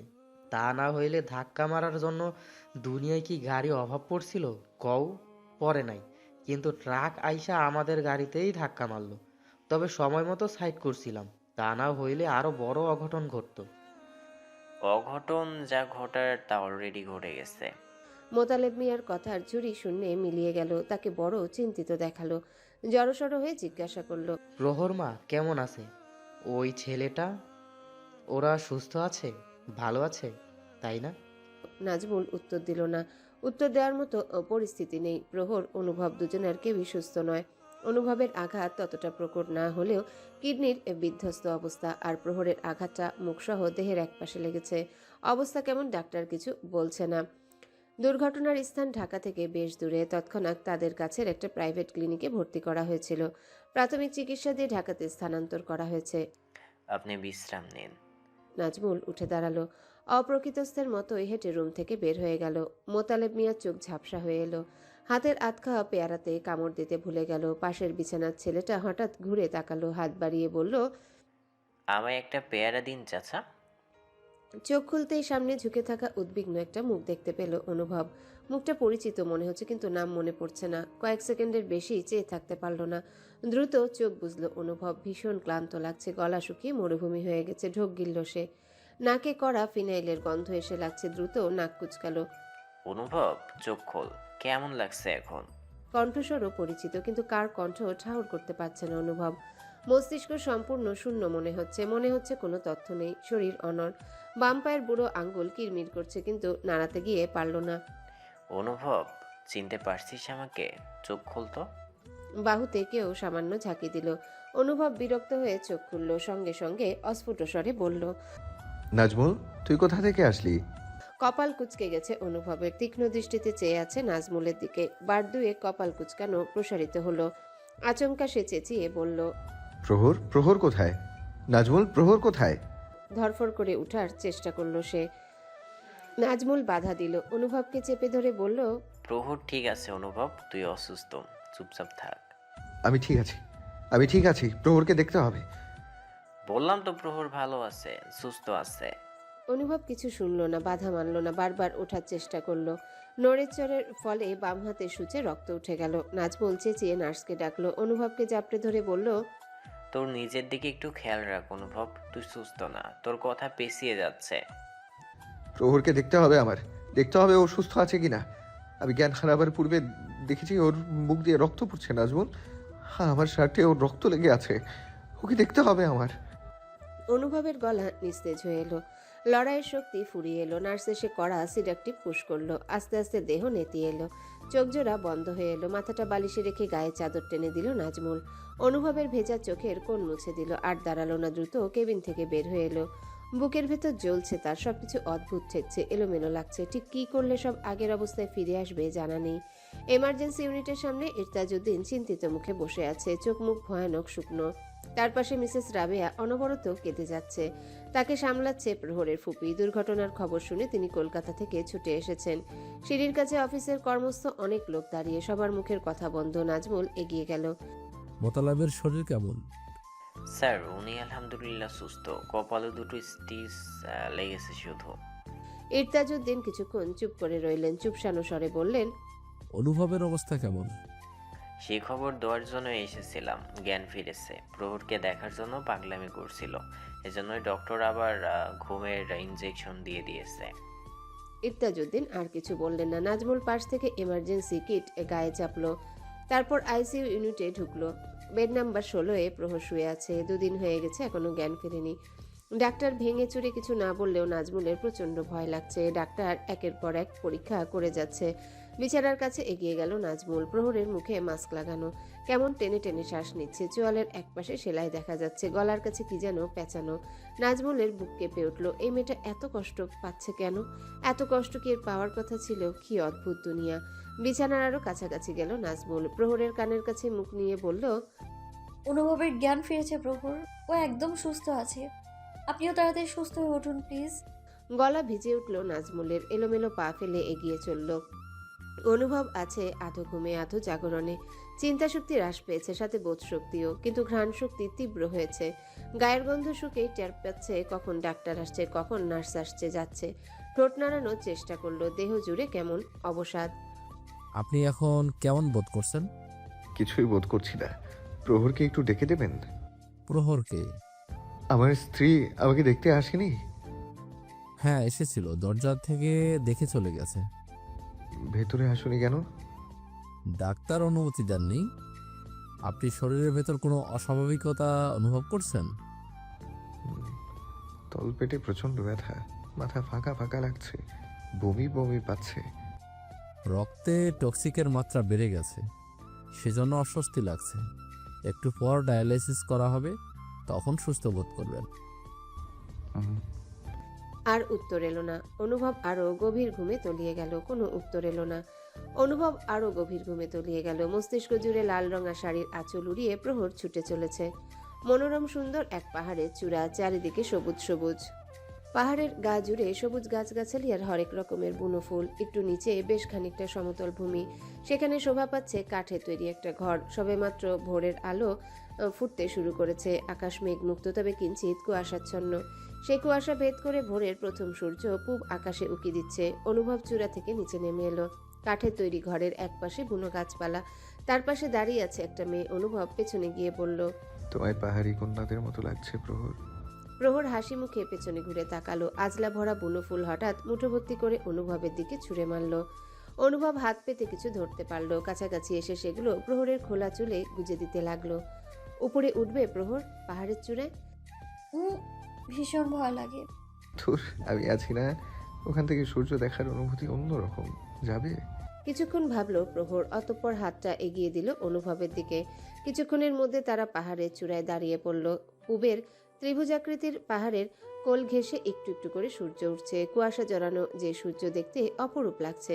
প্রহর মুগ্ধ হয়ে চেয়ে রইল। মাথাটা অনুভবের কাঁধে এলিয়ে দিয়ে বলল, এখানে সারা জীবন থেকে গেলে কেমন হয়? শুধু পাহাড় বা পাহাড়ের চূড়া কেন, তোমার সাথে আমি পৃথিবীর যে কোনো প্রান্তে থাকতে রাজি। কারাগারেও সমস্যা নেই। কিন্তু কারাগারে তো নারী পুরুষ একত্রে থাকতে দেয় না। অনুভব কপাট রাগ দেখালো। সূর্যের প্রথম ঝলকানির মতোই দীপ্তোজ্জ্বল হাসি ফুটে উঠল প্রহরের মুখে। পেছনে ঘুরে অনুভবের বাহুতে অধর স্পর্শ করল। অনুভব, হালকা কোনো পুরুষালী কণ্ঠ ভেসে আসছে। একবার, দুবার, তিনবার। ধপ করে চোখ খুলল অনুভব। কাছে টুল পেতে নাজমুল বসে আছে। চেহারা দেখে বোঝা যাচ্ছে কতটা ঝড় গেছে। নাজমুল আগ্রহ নিয়ে প্রশ্ন করল, এখন কেমন লাগছে অনুভব? শরীরের কোনো জটিলতা? অনুভব উঠে বসলো। কিছুক্ষণ এপাশ ওপাশ হাত নেড়ে দেখলো ভালো লাগছে, বেশ ভালো লাগছে। শরীর ঝরঝরে মনে হচ্ছে। আচমকা স্বপ্নের কথা মনে পড়ল প্রহরকে। পাশে তো প্রহরের থাকার কথা। নাজমুল কেন? সে ঝটপট বলল, প্রহর কোথায় নাজমুল? ওকে দেখছি না তো। কতদিন ঘুমিয়েছিলাম আমি। আজ কি বার? আস্তে আস্তে সব বলবো। তোর শরীর কেমন সেটা বল। শরীর ভালো, দেহের ভেতর ঝরঝরে লাগছে, অনেক হালকা লাগছে নিজেকে। নাজমুল স্বস্তির নিঃশ্বাস ফেলল। অন্তত কিছুটা দুশ্চিন্তা কমলো। সে অনুভবের কপালে হাত রেখে তাপমাত্রা পরখ করলো। তাপমাত্রা স্বাভাবিক। এবারে মাথায় চাটি মেরে বলল, শালা, টানা 3 দিন ঘুমিয়েছিলি তুই? এত ঘুম গোদা থেকে আসে? বলিস কি, 3 দিন? প্রহর কোথায়? আছে 3 তলায়। ওর শরীর ভালো, দুশ্চিন্তার কিছু নাই। অনুভব উঠে দাঁড়ালো। স্বাভাবিক থাকার চেষ্টা করেও ঠিক কুলাতে পারছে না। বুকের ভেতর ধরফর করছে। প্রচণ্ড বেগে শরীরে রক্ত ছুটে চলেছে। প্রহরকে সচক্ষে না দেখা পর্যন্ত শান্তি মিলছে না। পায়ে জুতা পরতে পরতে বলল, আমাকে দ্রুত নিয়ে চল নাজমুল, প্রহরের কাছে নিয়ে চল। পায়ের জুতা উল্টো করে পড়েছিস, ঠিক কর। প্রহর ঘুমিয়ে আছে। দেখে মনে হচ্ছে গভীর ঘুম। চোখ মুখ ফোলা ফোলা। চোয়ালের কাছে 3টা স্টিচ দেওয়া। ঠোঁট দুটো শুকিয়ে গেছে। বাম কানের কাছে কালশিটে দাগ। গলার কাছেও ক্ষত দেখা যাচ্ছে। দেহে মৃদু গতিতে স্যালাইন চলছে। ক্রমাগত ছটফট করতে থাকা প্রহরকে এমন নিশ্চল হয়ে শুয়ে থাকতে দেখে অনুভব বাকরুদ্ধ হয়ে গেল। বুকের ভেতর জ্বলতে লাগলো। হুট করে মস্তিষ্ক সম্পূর্ণ ফাঁকা হয়ে গেল। প্রহর ঠিক কতটা অসুস্থ সেটা অনুধাবন করতে কষ্ট হলো না। ক্ষণিক মুহূর্তে চোখের কোণ ভিজে উঠল। টলমল পায়ে এগিয়ে গেল সে। মাথা ঘুরছে তার। ঝরঝরে শরীরটা পাথরের মতো ভারী মনে হচ্ছে। কণ্ঠ রুদ্ধ হয়ে আসছে। পাশের টুলটা টেনে কোনো রকমে বসে পড়ল সে। ক্ষীণস্বরে দুবার ডাকলো। প্রহর? প্রহর প্রতিউত্তর করলো না, চোখ খুলল না। অনুভব দ্রুত বাম হাতটা প্রহরের কপালে রাখলো। গায়ের উত্তাপ বেশি মনে হচ্ছে। হাতটা কপাল স্পর্শ করে গালে রাখতেই প্রহর চোখ খুলল। কয়েক সেকেন্ডের জন্য হৃদস্পন্দন থেমে গেল অনুভবের। সেই চেনা চোখ, সেই চিরচেনা চোখের গভীরতা, লুকিয়ে রাখা গভীর যন্ত্রণা আর চিন্তার বহিঃপ্রকাশ। চেপে রাখা আর্তনাদের প্রতিচ্ছবি ফুটে উঠেছে ওই চোখে। অনুভবের ভেতরটা হাহাকারে পূর্ণ হয়ে গেল। প্রহরের স্যালাইন মুক্ত বাহুটা দুহাতে জড়িয়ে চোখ বন্ধ করল সে। এত কষ্ট হচ্ছে কেন ভেতরে? মনে হচ্ছে বুকের ভেতর কোথায় যেন আগুন ধরিয়ে দিয়েছে। হাউমাউ করে কাঁদতে ইচ্ছে হচ্ছে কেন? প্রহরের ঠোঁট কাঁপছে, কথা বলতে কষ্ট হচ্ছে, তবুও ছাড়া ছাড়া ভাবে বলল, আপনি কাঁদছেন অনুভব? আমি ঠিক আছি তো। ঝড়ের গতিতে উঠে দাঁড়ালো অনুভব। পরক্ষণে এক ছুটে রুম থেকে বের হয়ে গেল। দরজার দিকে চেয়ে রইল প্রহর। অনুভবকে সুস্থ দেখে আবার আগের মতো হাঁটতে দেখে ভালো লাগছে তার। আকস্মিক ঘটে যাওয়া এই দুর্ঘটনা থেকে সে একটা জিনিস ঠিক বুঝতে পেরেছে। অনুভবকে ছাড়া সে এক মুহূর্ত এ ধরায় শ্বাস নিতে পারবে না। অনুভব নেই তার, অনুভব এই পৃথিবীতে নেই, অথচ সে আছে। ভাবতেই দম বন্ধ হয়ে আসে তার। শুকনো ঠোঁট জোড়া পুনরায় কেঁপে উঠল প্রহরের। চোখের কোণ বেয়ে সরু এক জলের ধারা গড়িয়ে পড়ল। মিনিট 10 পর অনুভব ফিরল। প্রহরের দৃষ্টি তখনও দরজার পানে। দরজা ভিড়িয়ে অনুভব আগের জায়গায় বসে পড়ল। আগের মতো প্রহরের বাহু মুঠোয় পড়ল, মাথায় হাত বুলিয়ে বলল, কেমন লাগছে এখন প্রহর? কোথাও কষ্ট হচ্ছে? প্রহর ডানে বায়ে মাথা নাড়ল, হালকা স্বরে বলল, আপনি কেমন আছেন? আমি একদম ঠিক আছি। দেখো, কোথাও কোনো আঘাতের চিহ্ন নেই। শরীর একেবারে পারফেক্ট। দেখি কাছে আসেন তো। অনুভব খুব সহজে মুখটা একটু এগিয়ে নিল। প্রহর হাত ছাড়িয়ে অনুভবের কপাল স্পর্শ করলো মুখের সর্বত্র। আহ, সে ভেবেছিল এ জন্মে আর বোধহয় মানুষটাকে ছুতে পারবে না। নিশ্চিত দুজনকে হারিয়ে ফেলবে। কি যে কষ্ট হচ্ছিল তার। সে ঢোক চিপে বলল, এত শুকিয়ে গেছেন কেন আপনি? প্রহরের শুষ্ক ঠোঁট জোড়ায় আঙ্গুল চেপে থামিয়ে দিল অনুভব। মাথা নেড়ে বলল, কথা বলতে কষ্ট হচ্ছে তো? কথা কেন বলছো? প্রহর হাসার চেষ্টা করে ব্যর্থ হলো। মুখে অসম্ভব ব্যথা, কথা বলতে কষ্ট হচ্ছে। একটা করে শব্দ উচ্চারণ করতে তোলপাড় করা ব্যথা অনুভূত হচ্ছে, কিন্তু শারীরিক ব্যথা কিছুই না। অনুভবের সাথে কথা বলতে আনন্দ হচ্ছে, গভীর আনন্দ। মানুষটাকে নিয়ে কত কথা জমে আছে। অনুভবকে তার কত কিছু বলার বাকি। সে আঙ্গুলের নিচ থেকে বলে উঠল, আজ কিবার বলুন তো? মনে হচ্ছে কত বছর হলো আপনার সাথে কথা বলি না। আজ মঙ্গলবার। গত মঙ্গলবারে আমরা কক্সবাজার গিয়েছিলাম। ওখানে 2 দিন ছিলাম। শুক্রবার ফেরার পথে দুর্ঘটনা হয়েছিল, মনে আছে? সে সময় একসাথেই ছিলাম। এরপর মোটামুটি 4-5 দিন কেটে গেছে। এতদিন কেটে গেছে? 5-5টা দিন হলো আপনার সাথে কথা বলি না আমি। সর্বনাশ! সেই জন্যই তো মনে হচ্ছে।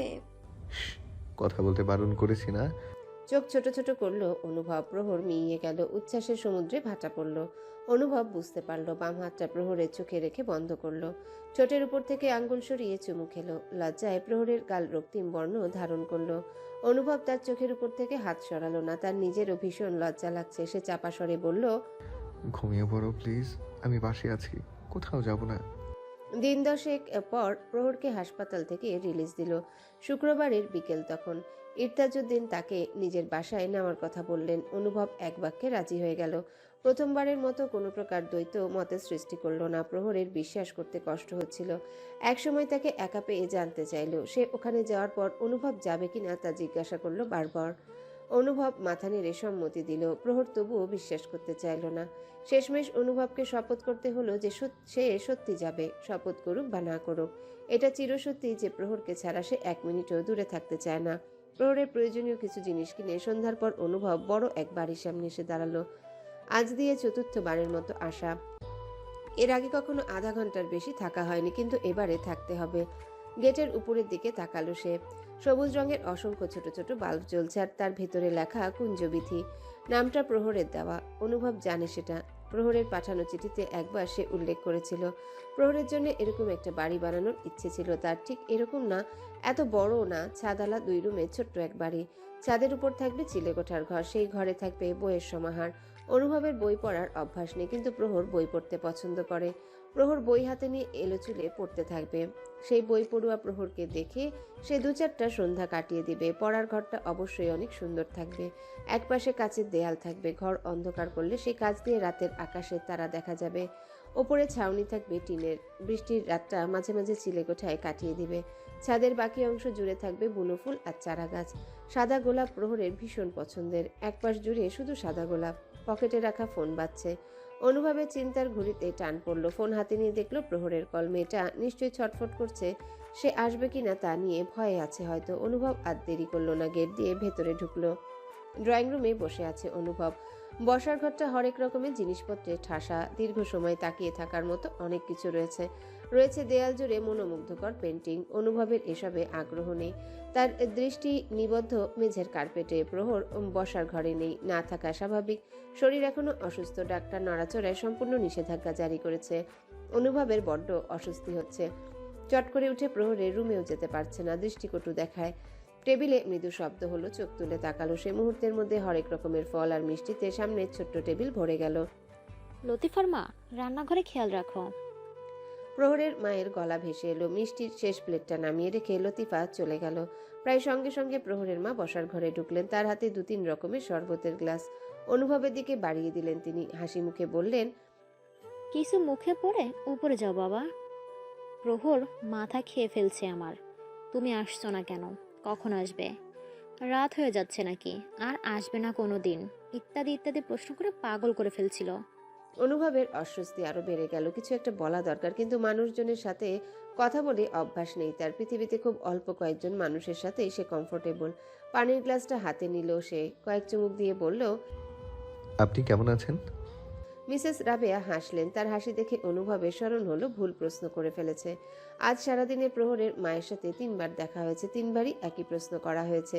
সে তড়িঘড়ি করে উঠে দাঁড়ালো, ফলের প্লেট থেকে এক টুকরো মুখে পুরে বলল, আমি উপরে যাচ্ছি একটু। সিঁড়িতে ধূপধাপ পা ফেলে সে উপরে উঠে গেল। ছবির মতো সুন্দর এক রুম, দেয়ালে জল রঙের পেন্টিং, পেন্টিংয়ে বিশালাকার এক সমুদ্র। সে সমুদ্রে পা ভিজিয়ে বসে আছে এক কিশোরী। অনুভবের মনে হলো সত্যিকার কোনো সমুদ্র দেখছে বুঝি। পাশেই বিশালাকার এক জানালা, তাদের পাশের দেয়াল ঘেঁষে মস্ত এক বইয়ের তাক, বিছানার একপাশে সাজানো গোছানো ড্রেসিং টেবিল। এর আগে একবার 2-4 মিনিটের জন্য রুমটাতে এসেছিল অনুভব। এত কিছু খেয়াল করা হয়নি। আজ এক ঝলকে বুঝতে পারল এটা একটা রাজকীয় রুম। ধীর পায়ে এগিয়ে গেল সে। ধবধবে শুভ্র রঙের বিছানায় প্রহর শুয়ে আছে, চোখ জোড়া বন্ধ। মাথার ঘন চুল চারিপাশে ছড়িয়ে আছে। পায়ের শব্দ পেয়ে নড়ে উঠল সে, কিন্তু চোখ খুলল না। পাশ ফিরে জড়ানো কণ্ঠে বলল, মা, অনুভব আসছে না কেন? এখনো রাত হয়ে গেল অনেক। কখন আসবে? অনুভবের মনটা প্রফুল্লতায় ভরে উঠল। ভেতরে চেপে রাখা সব রকমের অস্বস্তি কর্পূরের মতো উবে গেল।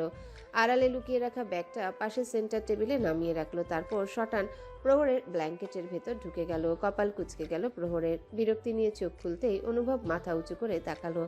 তাকে দেখে বরাবরের মতো ঘুম ছুটে গেল প্রহরের। চমকে বলল, কখন এলেন আপনি? কিছুক্ষণ হলো। তুমি ঘুমাওনি কেন? আপনি সত্যি সত্যি এসেছেন অনুভব? আমার বিশ্বাস হচ্ছে না। এ দেখুন, খুশিতে চোখ ভিজে উঠেছে আমার। প্রহরকে কাছে টেনে নিল অনুভব। এই মেয়েটার তীব্র অনুভূতির কাছে বারবার হার মেনে যাচ্ছে সে। এত ভালোবাসা তার কপালে ছিল।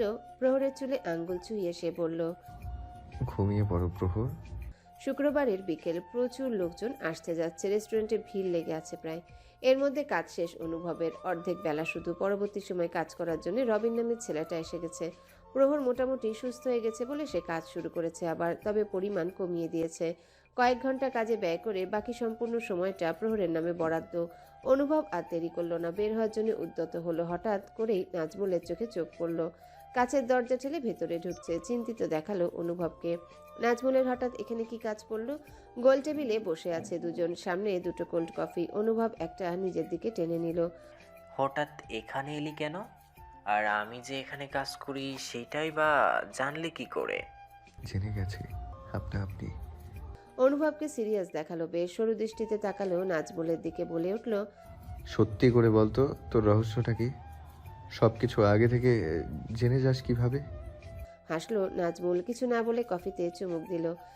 তুই প্রহরের বাবার অফিসে চাকরি করিস, ওনার ডান হাত বলা চলে।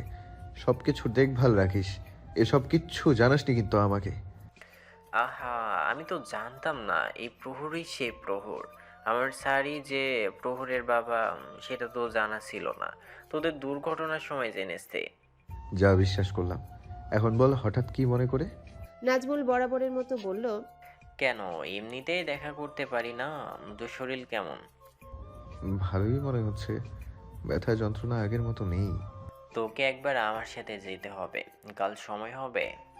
কোথায়? তোর পাসপোর্ট রেডি করতে হবে। নাজমুলের স্বর অতিশয় স্বাভাবিক। অনুভব ভয়ানক চমকে গেল।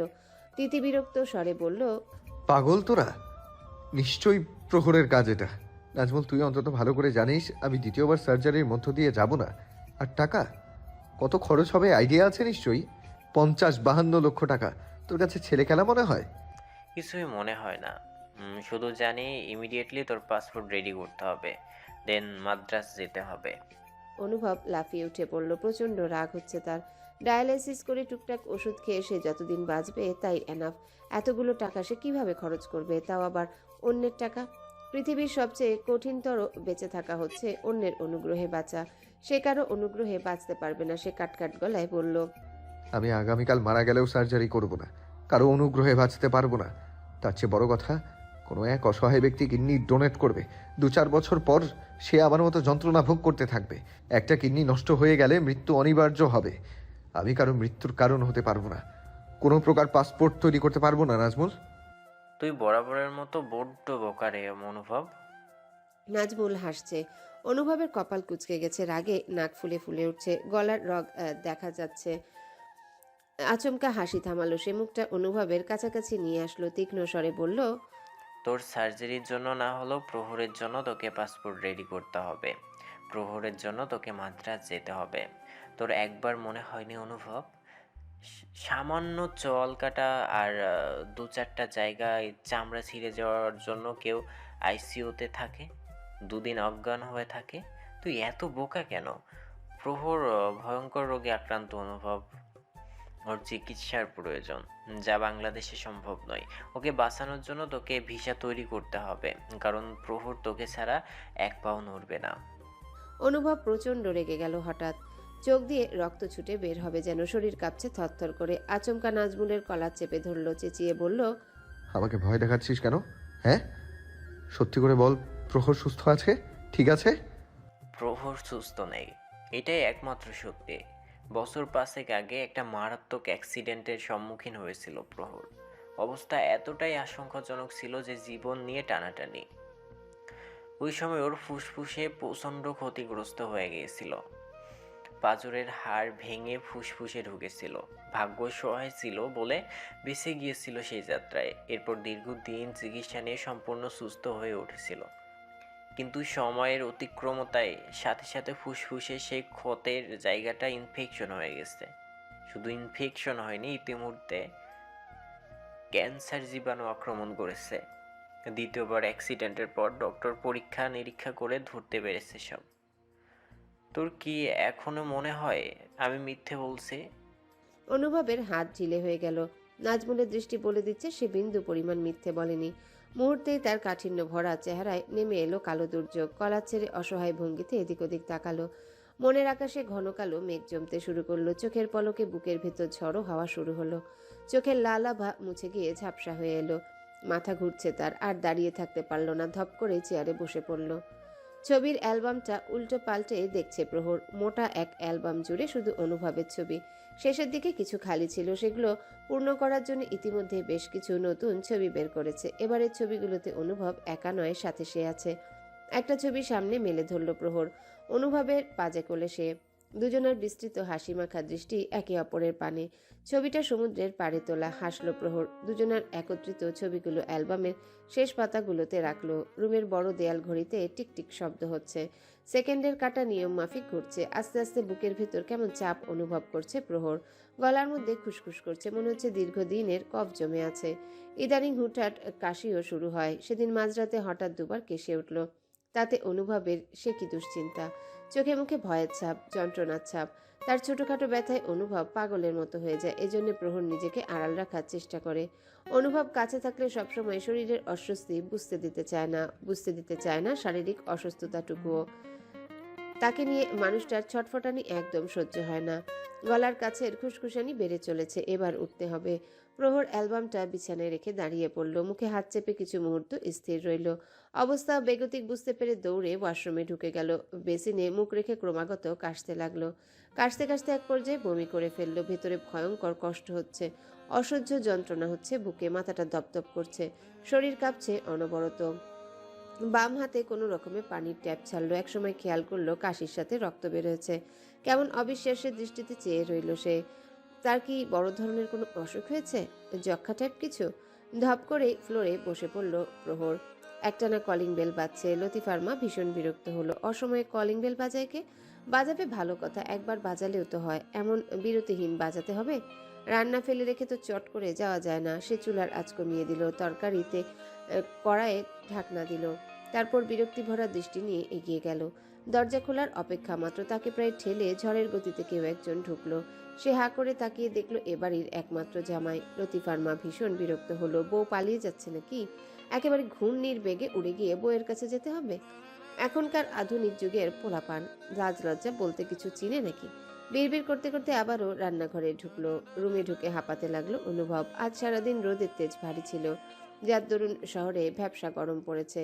সে গরমের মধ্যে ছুটে আসতে আসতে অনুভবের শরীর ঘেমে একাকার, গলা শুকিয়ে মরুভূমি। নিজের দিকে খেয়াল নেই তার। রুমের এদিক ওদিক তাকিয়ে দেখলো প্রহর নেই। অস্থির হয়ে ডাকলো, প্রহর, প্রহর। পাগলের মতো রুম খুঁজে ব্যালকনির পর্দা সরালো। ব্যালকনিতেও নেই। অস্থিরতা বেড়ে চলল। ব্যালকনি থেকে বের হতেই ওয়াশরুমের দরজা খুলে গেল। তীব্র আগ্রহ নিয়ে তাকালো অনুভব।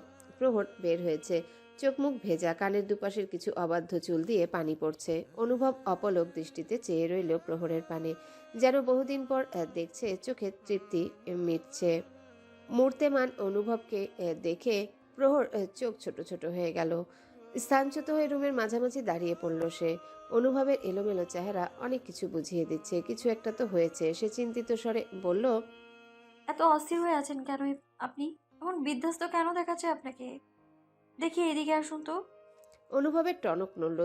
এক দৌড়ে গিয়ে প্রহরকে জাপটে ধরল, সমস্ত শক্তি দিয়ে নিজের সাথে মিশিয়ে নিল, যেন ছেড়ে দিলে পালিয়ে যাবে, হারিয়ে যাবে, অদৃশ্য হয়ে যাবে। প্রহর চমকালো। অনুভবের অদ্ভুত আচরণের অর্থ উদ্ধার করতে পারল না।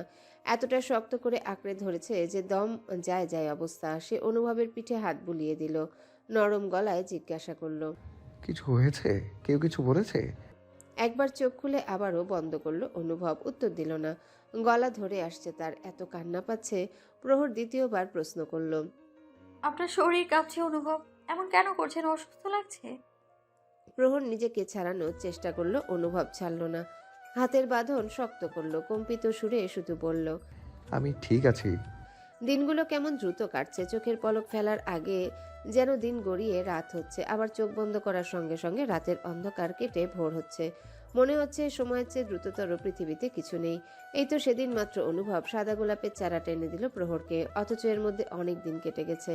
গাছের মরা পাতা ঝরে গিয়েছে, কিছু নতুন পাতা গজিয়েছে, এর মধ্যে গাছে কুড়িও জন্মেছে। প্রহর হাত দিয়ে টবের মাটি পরিষ্কার করলো, গাছের অবাঞ্ছিত পাতাগুলো কেটে ফেললো, গোড়ায় পানি দিয়ে সে দীর্ঘক্ষণ চেয়ে রইল। পূর্বিমা, রুম থেকে বাবার কণ্ঠ ভেসে আসছে। প্রহর ব্যালকনি থেকে উত্তর দিল, আসছি বাবা।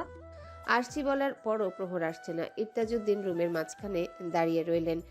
আগে যখন তখন মেয়ের রুমে আসতেন, কোনো দ্বিধা ছিল না, কিন্তু নিয়ম পাল্টেছে। মেয়ে এখন বিবাহিত, রুমে আসতে আড়ষ্টতা কাজ করে।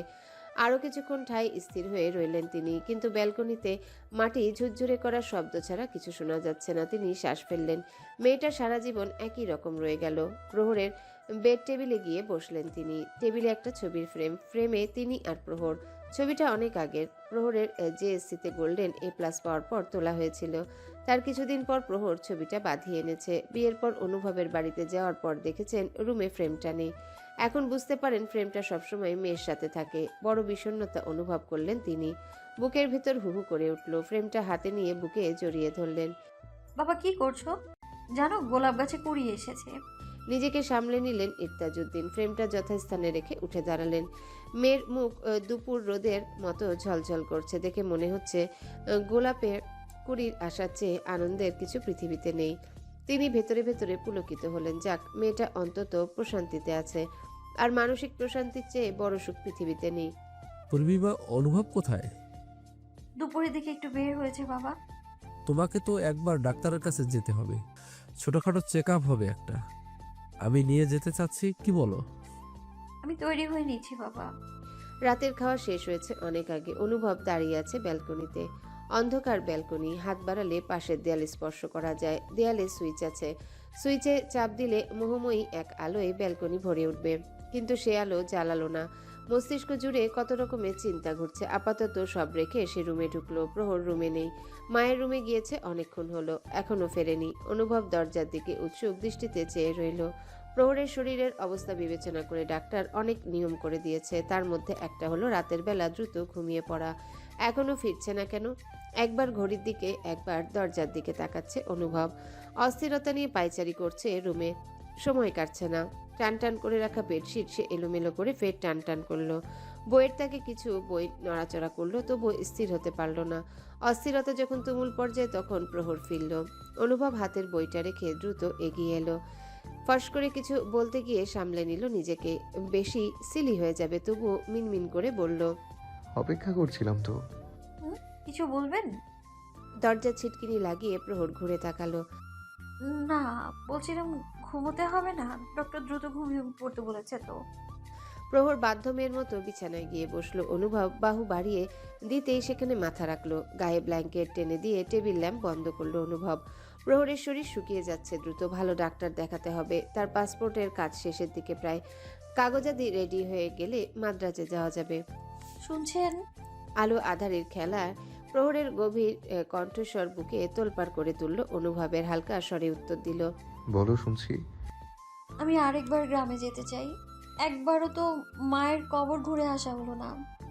শহরে ফেরার পর অনুভব একবার গিয়েছিল। প্রহর যাওয়ার জন্য বায়না ধরবে বলে তাকে জানানো হয়নি, কিন্তু গিয়ে দেরি করেনি। নাজমুলের সাথে এক গাড়িতে গিয়ে সেই গাড়িতেই ফেরত এসেছে। হঠাৎ প্রহরের আবদার শুনে চমকালো সে। তোমার শরীর তো সুস্থ না, আর একটু সুস্থ হও, তারপর যাব। আমি সুস্থ আছি তো, চলুন না যাই। মামা মামিকে কতদিন হলো দেখি না। ফোনে তো কথা হয়, দেখে কি করবে? তাছাড়া তোমার বাবা রাজি হবে না, অসুস্থ তুমি। এরকম অবস্থায় এতটা পথ জার্নি করার প্রশ্নই ওঠে না। জার্নিতে কোনো সমস্যা হবে না আমার। গ্রামের সবুজ পরিবেশ ভালো লাগবে অনেক। বাবাকে নিয়ে দুশ্চিন্তা করবেন না। বাবা মত দিয়েছে, চলুন না। আচ্ছা যান, বেশি দেরি করবেন না। যেদিন যাব সেই দিনই চলে আসবো। বাবার গাড়ি নিয়ে যাব, কোনো সমস্যা হবে না, কি বলেন? অনুভব প্রহরকে থামানোর চেষ্টা করলো, কিন্তু প্রহর তার সিদ্ধান্তে অটল। বাচ্চাদের মতো ঘুরে ফিরে একই জিনিস বলতে লাগলো। শেষ পর্যন্ত হার মানল অনুভব, রাজি হয়ে গেল। প্রহর বাচ্চাদের মতো খুশি হয়ে উঠল। অনুভব দীর্ঘশ্বাস লুকালো। প্রহরের কপালে অধর স্পর্শ করে বলল, ঘুমিয়ে পড়ো এবার। দেখি, চোখ বন্ধ করো তো। প্রহর চোখ বন্ধ করলো না, উল্টো চোখ বড় বড় করে তাকালো। সিরিয়াস ভঙ্গিতে বলল, বর সাহেব, সবসময় আপনার হুকুম মেনে চলতে হবে কেন? হুম? ঘুমোবো না আমি, কি করবেন? ভয় পাই নাকি আমি আপনাকে? একটুও না। প্রহর খিলখিল করে হেসে ফেলল। তার হাসির তরঙ্গ কানে মৃদু ঝংকার তুলে যাচ্ছে, হৃদস্পন্দনের গতি বাড়িয়ে দিচ্ছে। ফোঁস করে শ্বাস ফেলল অনুভব। এই মেয়েটা নিশ্চিত তাকে পাগল বানিয়ে ছাড়বে। শুক্রবারের এই সকাল, বেলা 10টার মতো। আকাশে সূর্য তীর্যকভাবে আলো বিকিরণ করছে। দিনটি পরিষ্কার। গ্রামের মেঠো পথ ধরে প্রহর এগিয়ে চলেছে। পাশে অনুভব, সাথে আরেকজন আছে, নাজমুল নামের বাবার সেক্রেটারি। নাজমুলের আরেকটা পরিচয় হলো সে অনুভবের বাল্যকালের বন্ধু। বিষয়টা সম্পর্কে প্রহর প্রথম অবগত হওয়ার পর দারুণ বিস্মিত হয়েছিল। সত্যি পৃথিবীটা ভীষণ ছোট। ঘুরে ফিরে পরিচিত মানুষদের সাথে ঠিক দেখা হয়ে যায়। পথের দুপাশে সরিষা ক্ষেত, সরিষা ফুল ফোটার সময় হয়ে এসেছে। বিশাল মাঠের মাঝে বেশ কিছু ক্ষেতে ইতিমধ্যেই ফুল ফুটেছে। প্রহর সেসবই দেখছিল। অনুভব আর চোখে তার দিকে তাকালো। গতকাল রাতে তারা গ্রামে এসে পৌঁছেছে। সাথে এসেছে নাজমুল। মাঝের দিনটা থেকে আবার আগামীকাল ভোরে রওনা দিতে হবে। প্রহরের দীর্ঘমেয়াদী চিকিৎসা চলছে, একদম হেলাফেলা করা যাবে না। সে প্রহরের শরীর ভালোমতো লক্ষ্য করে বলল, প্রহর, কোথাও অস্বস্তি হয়? হাঁটতে কষ্ট হচ্ছে? হুম, ভীষণ ভালো লাগছে। প্রহর প্রফুল্ল চিত্তে হাসলো। সত্যি ভালো লাগছে তার। শারীরিক অসুস্থতা বেমালুম ভুলে গেছে। গ্রামের পরিষ্কার হিমেল বাতাস, কেমন ভেতর বাহির শান্ত করার মতো পরিবেশ। সে চারিপাশে দৃষ্টি রেখে অনুভবকে জিজ্ঞাসা করলো, কোথায় যাচ্ছি আমরা? জানি না, নাজমুল বের হতে বলল। নাজমুল আনমনে হাঁটছিল, তাদের থেকে বেশি দূরে নয়। প্রহর ডাক দিল। নাজমুল ভাই, কোথায় যাচ্ছি আমরা? নাজমুল পেছনে ঘুরে দাঁড়িয়ে পড়ল। দুজন কাছাকাছি আসতে বলল, উদ্দেশ্যমূলকভাবে কোথাও যাচ্ছি না, এলোমেলো হাঁটতে থাকি। তবে দুপুরের দিকে গ্রামের শেষ মাথায় যে সরকারি হাসপাতাল আছে ওখানে যাব। গ্রাম্য হাসপাতাল হলেও বেশ ছিমছাম মনে হলো প্রহরের। হবেই বা না কেন, দিন বদলাচ্ছে, প্রযুক্তি উন্নত হচ্ছে, পৃথিবী উন্নত হচ্ছে। সে বর্তমানে বসে আছে হাসপাতালের ওয়েটিং রুমে, হাতে সিরিয়াল নাম্বারের একটা টোকেন। অনুভব তাকে এখানেও ছাড় দিল না। ঢাকার কোনো বড় ডাক্তার নাকি এসেছে, শরীরটা প্রাথমিকভাবে দেখানোর জন্য এই ব্যবস্থা। হাতের স্লিপারটার দিকে তাকালো প্রহর, বিড়বিড় করে ডাক্তারের নামটা পড়ল। ডাক্তার স্বপ্নিল মুরসালিন। নাজমুল আসছে। সে কাছাকাছি আসতেই প্রহর কপাল কুঁচকে বলল, নাজমুল ভাই, এটা কোনো কথা? অনুভবকে বাধা কেন দিচ্ছেন না? গ্রামে ঘুরতে এসেও ডক্টর দেখাতে হচ্ছে, আশ্চর্য মানুষ। নাজমুল মৃদু হাসলো। মাঝে একটা সিট রেখে প্রহরের পাশে বসে পড়ল। বলল, সময় লাগবে না, আপনাতে শেষ সিরিয়াল। যাবেন আর আসবেন, কয়েক মিনিটের ব্যাপার। তবুও কোথায় তিনি? আছে ওয়ার্ডে, গ্রামের পরিচিত একজন একটু অসুস্থ, তার সাথে কথা বলেছে। আমি আছি এখানে, আপনি। নাজমুল ভাই, তাকে থামিয়ে দিল প্রহর। কপট রাগ দেখিয়ে বলল, আপনাকে বলছি তো, আমাকে আপনি করে সম্বোধন করবেন না। কত বড় আপনি আমার। আমি আপনার ছোট বোনের। প্রহর কথা শেষ করতে পারল না, দরজা খুলে গেছে। কিশোর এক ছেলের মুখ দেখা যাচ্ছে, তার সিরিয়াল ধরে ডাকছে। সে দ্রুত পায়ে এগিয়ে গেল। তার যাওয়ার পানে তাকিয়ে রইল নাজবুল। বুক চিরে গভীর দীর্ঘশ্বাস বেরিয়ে এলো, সাথে সূক্ষ্ম এক ব্যথা অনুভব বিমূর্ত হয়ে তাকিয়ে আছে নূপুরের দিকে। নূপুর তার সামনে দাঁড়িয়ে আছে। চেহারার কিশোরী ভাবটা এখনো যায়নি, তবে বড় বড় লাগছে। পুরনো হাসি খুশি আর দুষ্টুমি ভাব সাথে রয়ে গেছে। অনুভবের চোখ গেল নূপুরের কোলে রাখা বাচ্চাটার দিকে। ফুলের মতো এক শিশু, বয়স বছর দুয়েক হবে হয়তো। বিস্ময় লুকাতে পারল না সে, চমকিত সুরে বলল, নূপুর, নূপুর তুই? সত্যি তুই? নূপুরও অবাক হয়ে চেয়ে রয়েছে। এই আকস্মিক সাক্ষাৎ যে সম্পূর্ণ অনাকাঙ্ক্ষিত তা মুখ দেখে বোঝা যাচ্ছে। তবে স্বল্প সময়ের মধ্যে চোখ নামিয়ে নিল সে, মাথা নুইয়ে ফেলল। লজ্জা লজ্জা লাগছে ভীষণ। একটা সময় এই ছেলেটার জন্য কতটা পাগল ছিল ভাবতে লজ্জায় মাটিতে মিশে যেতে ইচ্ছে করলো। তখন বয়স কম ছিল, ম্যাচুরিটি কম ছিল। আবেগের বশে কত কিছু বলতো, কত কিছু করত। সেসব মনে হতে অস্বস্তি শুরু হলো। এদিক ওদিক তাকাতে লাগলো অসহায় ভঙ্গিতে, যেন উত্তরণের পথ খুঁজছে। তাকে অস্বস্তি থেকে মুক্তি দিল অনুভব। হাস্যোজ্জ্বল সুরে বলল, নূপুর কেমন আছিস রে? কতদিন পর দেখা হলো বলতো? 7, 8 নাকি 9 বছর? মাই গড! নূপুর সহজ হয়ে এলো বেশ। মুখে হাসি ফুটে উঠল তার। বলল, আমি অনেক ভালো আছি। তুই কেমন আছিস? তোর শরীর কেমন? ভালো আছি। শরীরও বেশ আছে। বাচ্চা কার? কার হবে আবার? দুজনের সশব্দে হেসে উঠল। সমস্ত অস্বস্তি দূরে মিলিয়ে গেল যেন। কিছুক্ষণ দুজন আর কেউ কিছু বলল না। হঠাৎ নূপুর কৌতূহল নিয়ে জিজ্ঞাসা করলো, হাসপাতালে কেন হঠাৎ? প্রহরকে একটু ডাক্তার দেখাতে নিয়ে এসেছি। নূপুরের প্রশ্নাতুর দৃষ্টি বুঝতে পারল অনুভব। চটপট বলল, ও প্রহর আমার ওয়াইফ। বলার পরই বোধ হলো অনুভবে। নূপুর কি কষ্ট পেল? তার খচখচানি দূর হলো দ্রুত। নূপুরের অভিব্যক্তির কোনো রূপ পরিবর্তন হয়নি, প্রফুল্ল দেখাচ্ছে তাকে। সে হাসি মুখে বলল, তোর বউয়ের সাথে বোধহয় আজ দেখা হয়ে যাবে, দেখতে পারবো? কেন নয়? ও ডাক্তার দেখানো শেষ এতক্ষণে হয়তো। তুই এখানে কেন? ওর বাবা ডাক্তার, জানিস তো সারাক্ষণ এত ব্যস্ত থাকে। জোর করে এবার গ্রামে নিয়ে এসেছি ছুটি কাটানোর জন্য। এখানে এনেও শান্তি নেই। আসার পর থেকে রেগুলার রোগী দেখে যাচ্ছে। এই মানুষটা এক দণ্ড শান্তি দেয় না। নূপুর মুখে শান্তি দেয় না বললেও তার কণ্ঠের আড়ালে লুকিয়ে রাখা খুশিটুকু লুকিয়ে রাখতে পারল না। স্বামীর এই রোগী দেখার ব্যস্ততা বলতে গিয়ে তার চেহারা ঝলমল করছে। অনুভব স্বস্তি পেল, বুঝতে সক্ষম হলো নূপুর সুখে আছে, খুশিতে আছে। তার স্বামী তাকে ভালোবাসার চাদরে মুড়িয়ে রেখেছে। ওই তো উনি আসছে। অনুভব পেছনে ঘুরে তাকালো। ভরার চেহারার এক সুদর্শন পুরুষ এগিয়ে আসছে, গায়ে অ্যাপ্রন, চোখে চশমা। অনুভব তাকিয়ে রইল বেশ কিছুক্ষণ। চেহারাটা পরিচিত মনে হচ্ছে, কোথাও দেখেছে মনে হচ্ছে, কিন্তু স্মরণে পড়ল না। এ জীবনে কত ডাক্তারের সাথে তার সাক্ষাৎ হয়েছে তা বলার অপেক্ষা রাখে না। লোকটা এগিয়ে এলো। নূপুর ঝলমলে সুরে দুজনার দিকে তাকিয়ে বলল, অনুভব, উনি আমার স্বামী, ডক্টর স্বপ্নীল মুরসালিম। আর ও হলো অনুভব, আপনাকে তো বলেছিলাম। অনুভব হাত বাড়িয়ে দিল। স্বপ্নীলকে তেমন উৎসাহী দেখালো না, তবে হাত মিলিয়ে কুশলাদি জিজ্ঞাসা করলো। পরক্ষণে নিজের ছেলেকে নিয়ে ব্যস্ত হয়ে পড়ল। ছেলেটা বাবাকে দেখে হুমড়ি খেয়ে পড়ল বাবার কোলে যাওয়ার জন্যে। পাপা পাপা বলে ঝাঁপিয়ে পড়ল। স্বপ্নীল ছেলেকে কোলে নিয়ে ব্যস্ত হয়ে পড়ল। অনুভবের কথা মনে রইল না যেন। নূপুরকে উদ্দেশ্য করে বলল, নূপুর আপনার বুদ্ধি হবে কবে? বাবুকে এত পাতলা কাপড় পরিয়ে বাইরে এনেছেন, যদি ঠান্ডা লেগে যায়? ঠান্ডা লাগলে লাগবে। আপনি ডাক্তার সাহেব আছেন কেন? অনুভব হাসলো। স্বপ্নীলের কোলে থাকা বাবুর দিকে ডান হাত বাড়িয়ে দিল, গাল টিপে বলল, বাবু তোমার নাম কি? বাবু নাম তো বলল না, উল্টো গাল টিপে দেওয়া অনুভবের হাতের আঙ্গুল কামড়ে দিল। অনুভব চমকে অস্ফুট শব্দ করলো। নূপুর ভীষণ লজ্জায় পড়ল, ছেলের দিকে গরম চোখে তাকালো। বদৌলতে ছেলে খিলখিল করে হেসে উঠল। নূপুর আড়ষ্ট গলায় বলল, বাবুর দাঁত ওঠার পর থেকে কামড় দেওয়ার স্বভাব। যা কিছু পাবে কামড় দেবে, বিশেষ করে গাল টিপে দিলে আরও রেগে যায়। অনুভব অসহায় ভঙ্গিতে হাসলো, মাথা নেড়ে হুঁ হাঁ করলো। আঙ্গুল জ্বালা করছে, মনে মনে বিড়বিড় করলো। কি বিচ্ছু ছেলে, বড় হয়ে একদম বাবার মতো হবে। সে ডাক্তারের দিকে তাকালো। চশমার ভেতর দিয়ে জলজল চোখে অনুভবের দিকে তাকিয়ে আছে, যেন চোখ দিয়ে ভস্ম করে ফেলবে। মুখ দেখে মনে হচ্ছে জীবনে হাসেনি। সেও তো অতিরিক্ত গুরুগম্ভীর, কিন্তু ভদ্রতা বজায় রাখার জন্য অপরিচিতদের সাথে হাসি খুশি থাকার চেষ্টা করে। কিন্তু এই সুঠামদেহী সুপুরুষ স্বাভাবিক ভদ্রতাটুকু জানে না। নাকি তার প্রতি আলাদা আক্রোশের কারণ সে তার বইয়ের প্রথম ক্রাশ ছিল? পরিস্থিতি বেগতিক হওয়ার আগেই অনুভব সবার থেকে বিদায় নিয়ে হাঁটা ধরল। বাবুর নাম জানতে হবে না, সে মনে মনে ইতিমধ্যে একটা নাম দিয়ে ফেলেছে। তাকে দ্রুত পায়ে হাসপাতালের ভেতর ঢুকতে দেখা গেল।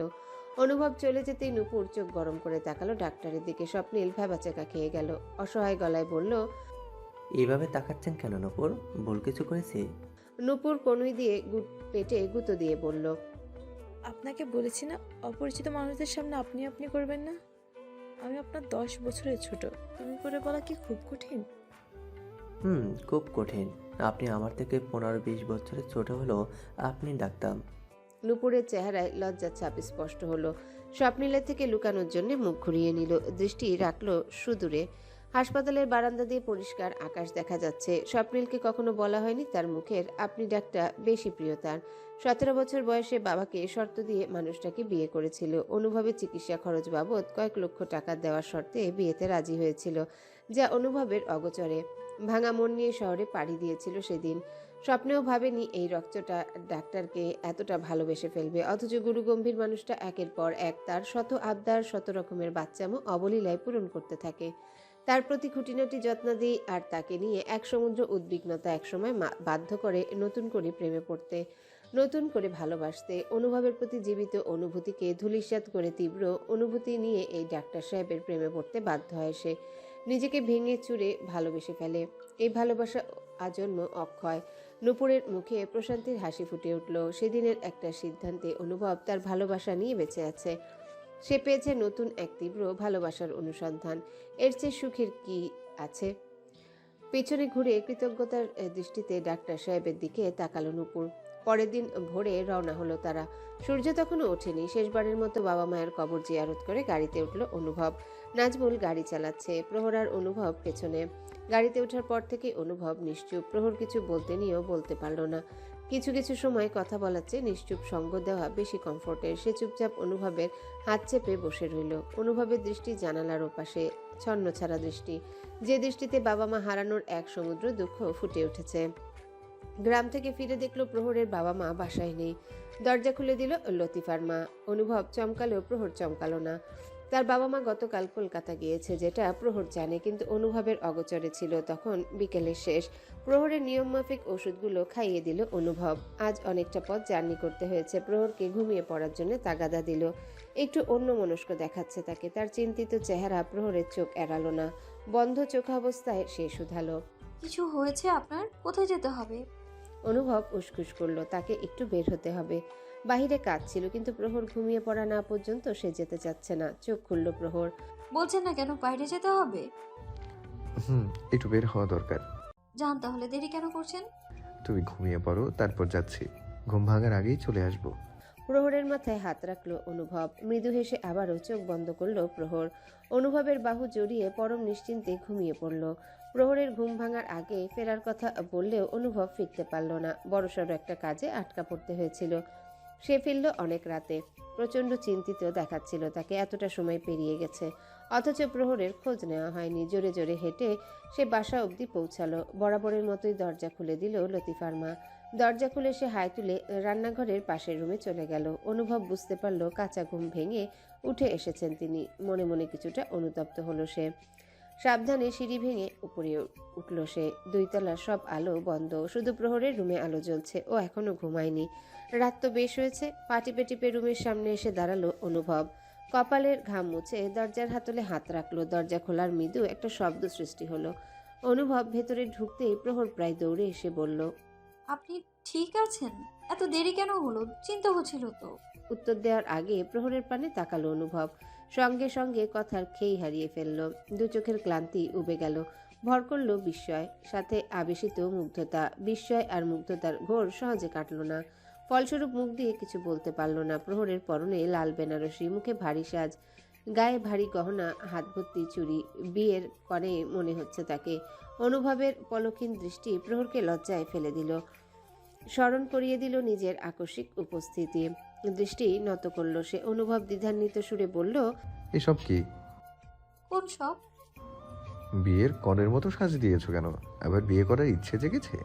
হাসলো প্রহর কিছু মুহূর্তের জন্য, ফের হাসি থামিয়ে বলল, বিয়ে করবেন আমায় অনুভব? আপনি বিয়ে করতে রাজি থাকলে আমি 1000 বার কনে সাজতে রাজি। রাজি না থেকে উপায় আছে? অনশন শুরু করবে তো আবার। অনুভব সশব্দে হেসে ফেলল। হাসির সাথে সাথে চেহারা ঝলমল করে উঠল। কি সুন্দর লাগছে এই হাসি মাখা মুখটা। মানুষের সমস্ত দুঃখ ভাটা পড়ে যায় এই হাসিতে। একমাত্র এই হাসিই সত্য। প্রহর হঠাৎ তাড়া দিল তাকে। ওয়াশরুমের সামনে এনে বলল, শাওয়ার নিয়ে আসুন, ভেতরে সব রেডি করে রেখেছি। অনুভব অসম্মতি প্রকাশের ফুরসত পেল না। ভেজা চুলে পাজামা পাঞ্জাবি পরে বের হলো অনুভব। আড়ষ্টতায় ঘেরা মনে হচ্ছে তাকে, চেহারায় লজ্জার ছাপ। হাতের ভেজা টাওয়েলটা নড়াচড়া করালো সে। প্রহর বিছানায় বসেছিল, তার দিকে এগিয়ে গিয়ে অনুভব বলল, এসবের মানে কি? বিয়ের এতগুলো দিন পর হঠাৎ বড় বউ সাজার ইচ্ছে হলো কেন? আমার আপনাকে বর সাজে দেখার ভীষণ রকম ইচ্ছে হয়েছে। আমার আপনাকে পরিপূর্ণ বউয়ের সাজে কখনো দেখতে ইচ্ছে হয়নি। ইচ্ছে হয়নি এমন না, ইচ্ছে হয়েছে, কিন্তু আমার চোখে তুমি এমনিতেই পরিপূর্ণ, সব সাজে সুন্দর। বুকের নদীতে ছলাৎ ঢেউ খেলে গেল প্রহরের। অনুভবের বুকে ধাক্কা দিয়ে সরিয়ে দিল। লজ্জিত ভঙ্গিতে বলল, ফ্লার্ট করছেন? একদম এসব করবেন না। বউয়ের সাথেই তো করছি, এবার চুলগুলো মুছে দাও তো। সহজ ভঙ্গিতে প্রহরের সামনে বসে পড়ল অনুভব। চোখ মুখ খুশিতে জ্বলজ্বল করছে প্রহরের। সযত্নে মাথার চুল মুছে দিল। শুধু মাথার চুল মুছে ক্ষান্ত হলো না, হেয়ার ড্রায়ার দিয়ে চুল শুকিয়ে দিল। অনুভবের মাথার চুল ভীষণ ঘন। এই চুলের প্রতি তার আজন্ম দুর্বলতা। ভার্সিটিতে অনুভবকে যতবার দেখেছে ততবার চুলগুলো ছুঁয়ে দিতে ইচ্ছে হয়েছে। অবশেষে সে সার্থক, চুলগুলো এ জীবনে ছুঁয়ে দিতে পেরেছে। খিদে পায়নি আপনার? খাবার এনে রেখেছি। কেন, নিচে দিয়ে খেতাম। বর সাহেব, আজ আপনার নিচে নামা নিষিদ্ধ। অনুভব উঠে দাঁড়ালো। ঠোঁটের কোণের মুচকি হাসিটা বিদ্যমান এখনো। সেন্টার টেবিলে বড় এক প্লেটে খাবার ঢাকা দেওয়া। প্লেট নিয়ে সে প্রহরের মুখোমুখি বসলো। ছোট এক লোকমা করে বাড়িয়ে দিল। হাঁ করো। একবার খেয়েছি তো। আমার সাথে দ্বিতীয়বার খাও। হাঁ করো। লিপস্টিক নষ্ট হবে না? হলে হোক। প্রহর আর কথা বলল না, বিনা সংকোচে হাঁ করলো। আকাশে আজ চাঁদ উঠেছে, মস্ত বড় চাঁদ। তার রূপালী আলোয় ভেসে যাচ্ছে গোটা শহর। প্রকৃতি তাকে সঙ্গ দিচ্ছে, ঝাঁকঝাঁক নক্ষত্রেরা। চাঁদের আলোতে আকাশে তারার মেলা বসেছে, যেন মুগ্ধ এসে দিকে চেয়েছিল প্রহর। ব্যালকনি দিয়ে সামনের ঝলমলে প্রকৃতিও দেখা যাচ্ছে। চাঁদের আলো পড়ে গাছের পাতাগুলো ঝিকমিক করছে। তার লতানো দেহটা অনুভবের সাথে মিশে আছে। হঠাৎ শুকনো কাশি দিয়ে উঠল সে।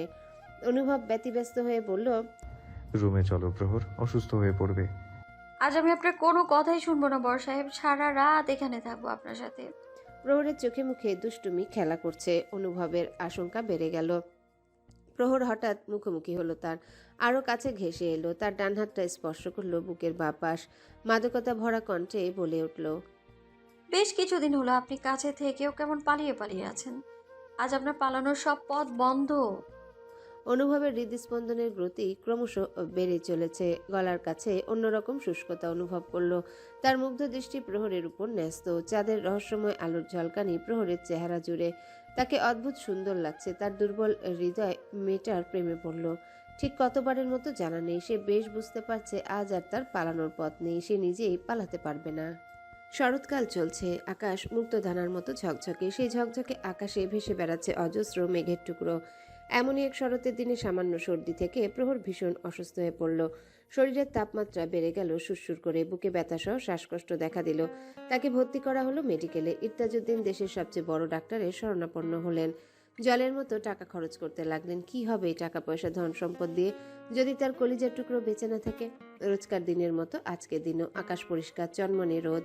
সবাই ব্যস্ততা নিয়ে ছুটছে। সবকিছু চলছে আগের মতো। শহর কখনো নীরব নেই, আগের মতোই ছোটাছুটিতে ব্যস্ত। অথচ এই শহরে কত কিছু ঘটে যাচ্ছে, কত দুঃখ নিয়ে কেউ কেউ দিনাতিপাত করছে। কারো বুক জুড়ে প্রিয় মানুষটাকে পাওয়ার আনন্দ, কারো বুক জুড়ে প্রিয় মানুষটিকে হারানোর যন্ত্রণা। কেউ ছুটছে তো ছুটছে, কেউ আবার স্থির হয়ে এসেছে।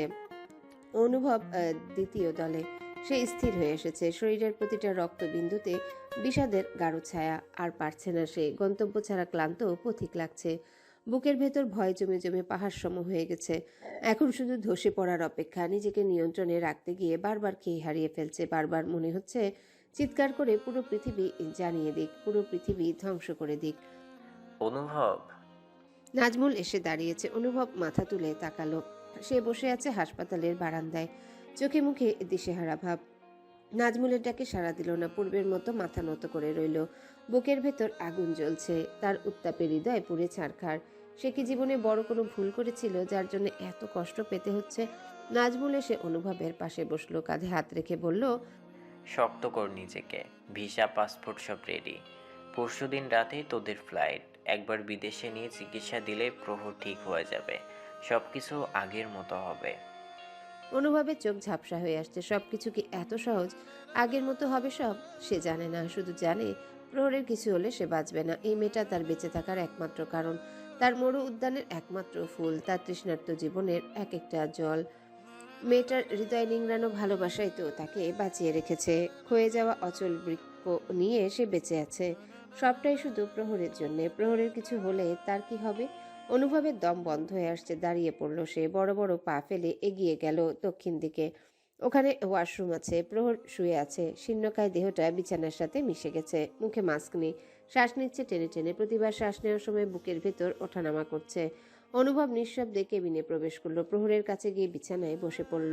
তার অস্তিত্ব টের পেয়ে চোখ খুলল প্রহর। ঘোলাটে চোখ, তবু অনুভবকে দেখে শুষ্ক ঠোঁটে হাসি ফুটে উঠল। এখন কেমন লাগছে প্রহর? কষ্ট হচ্ছে?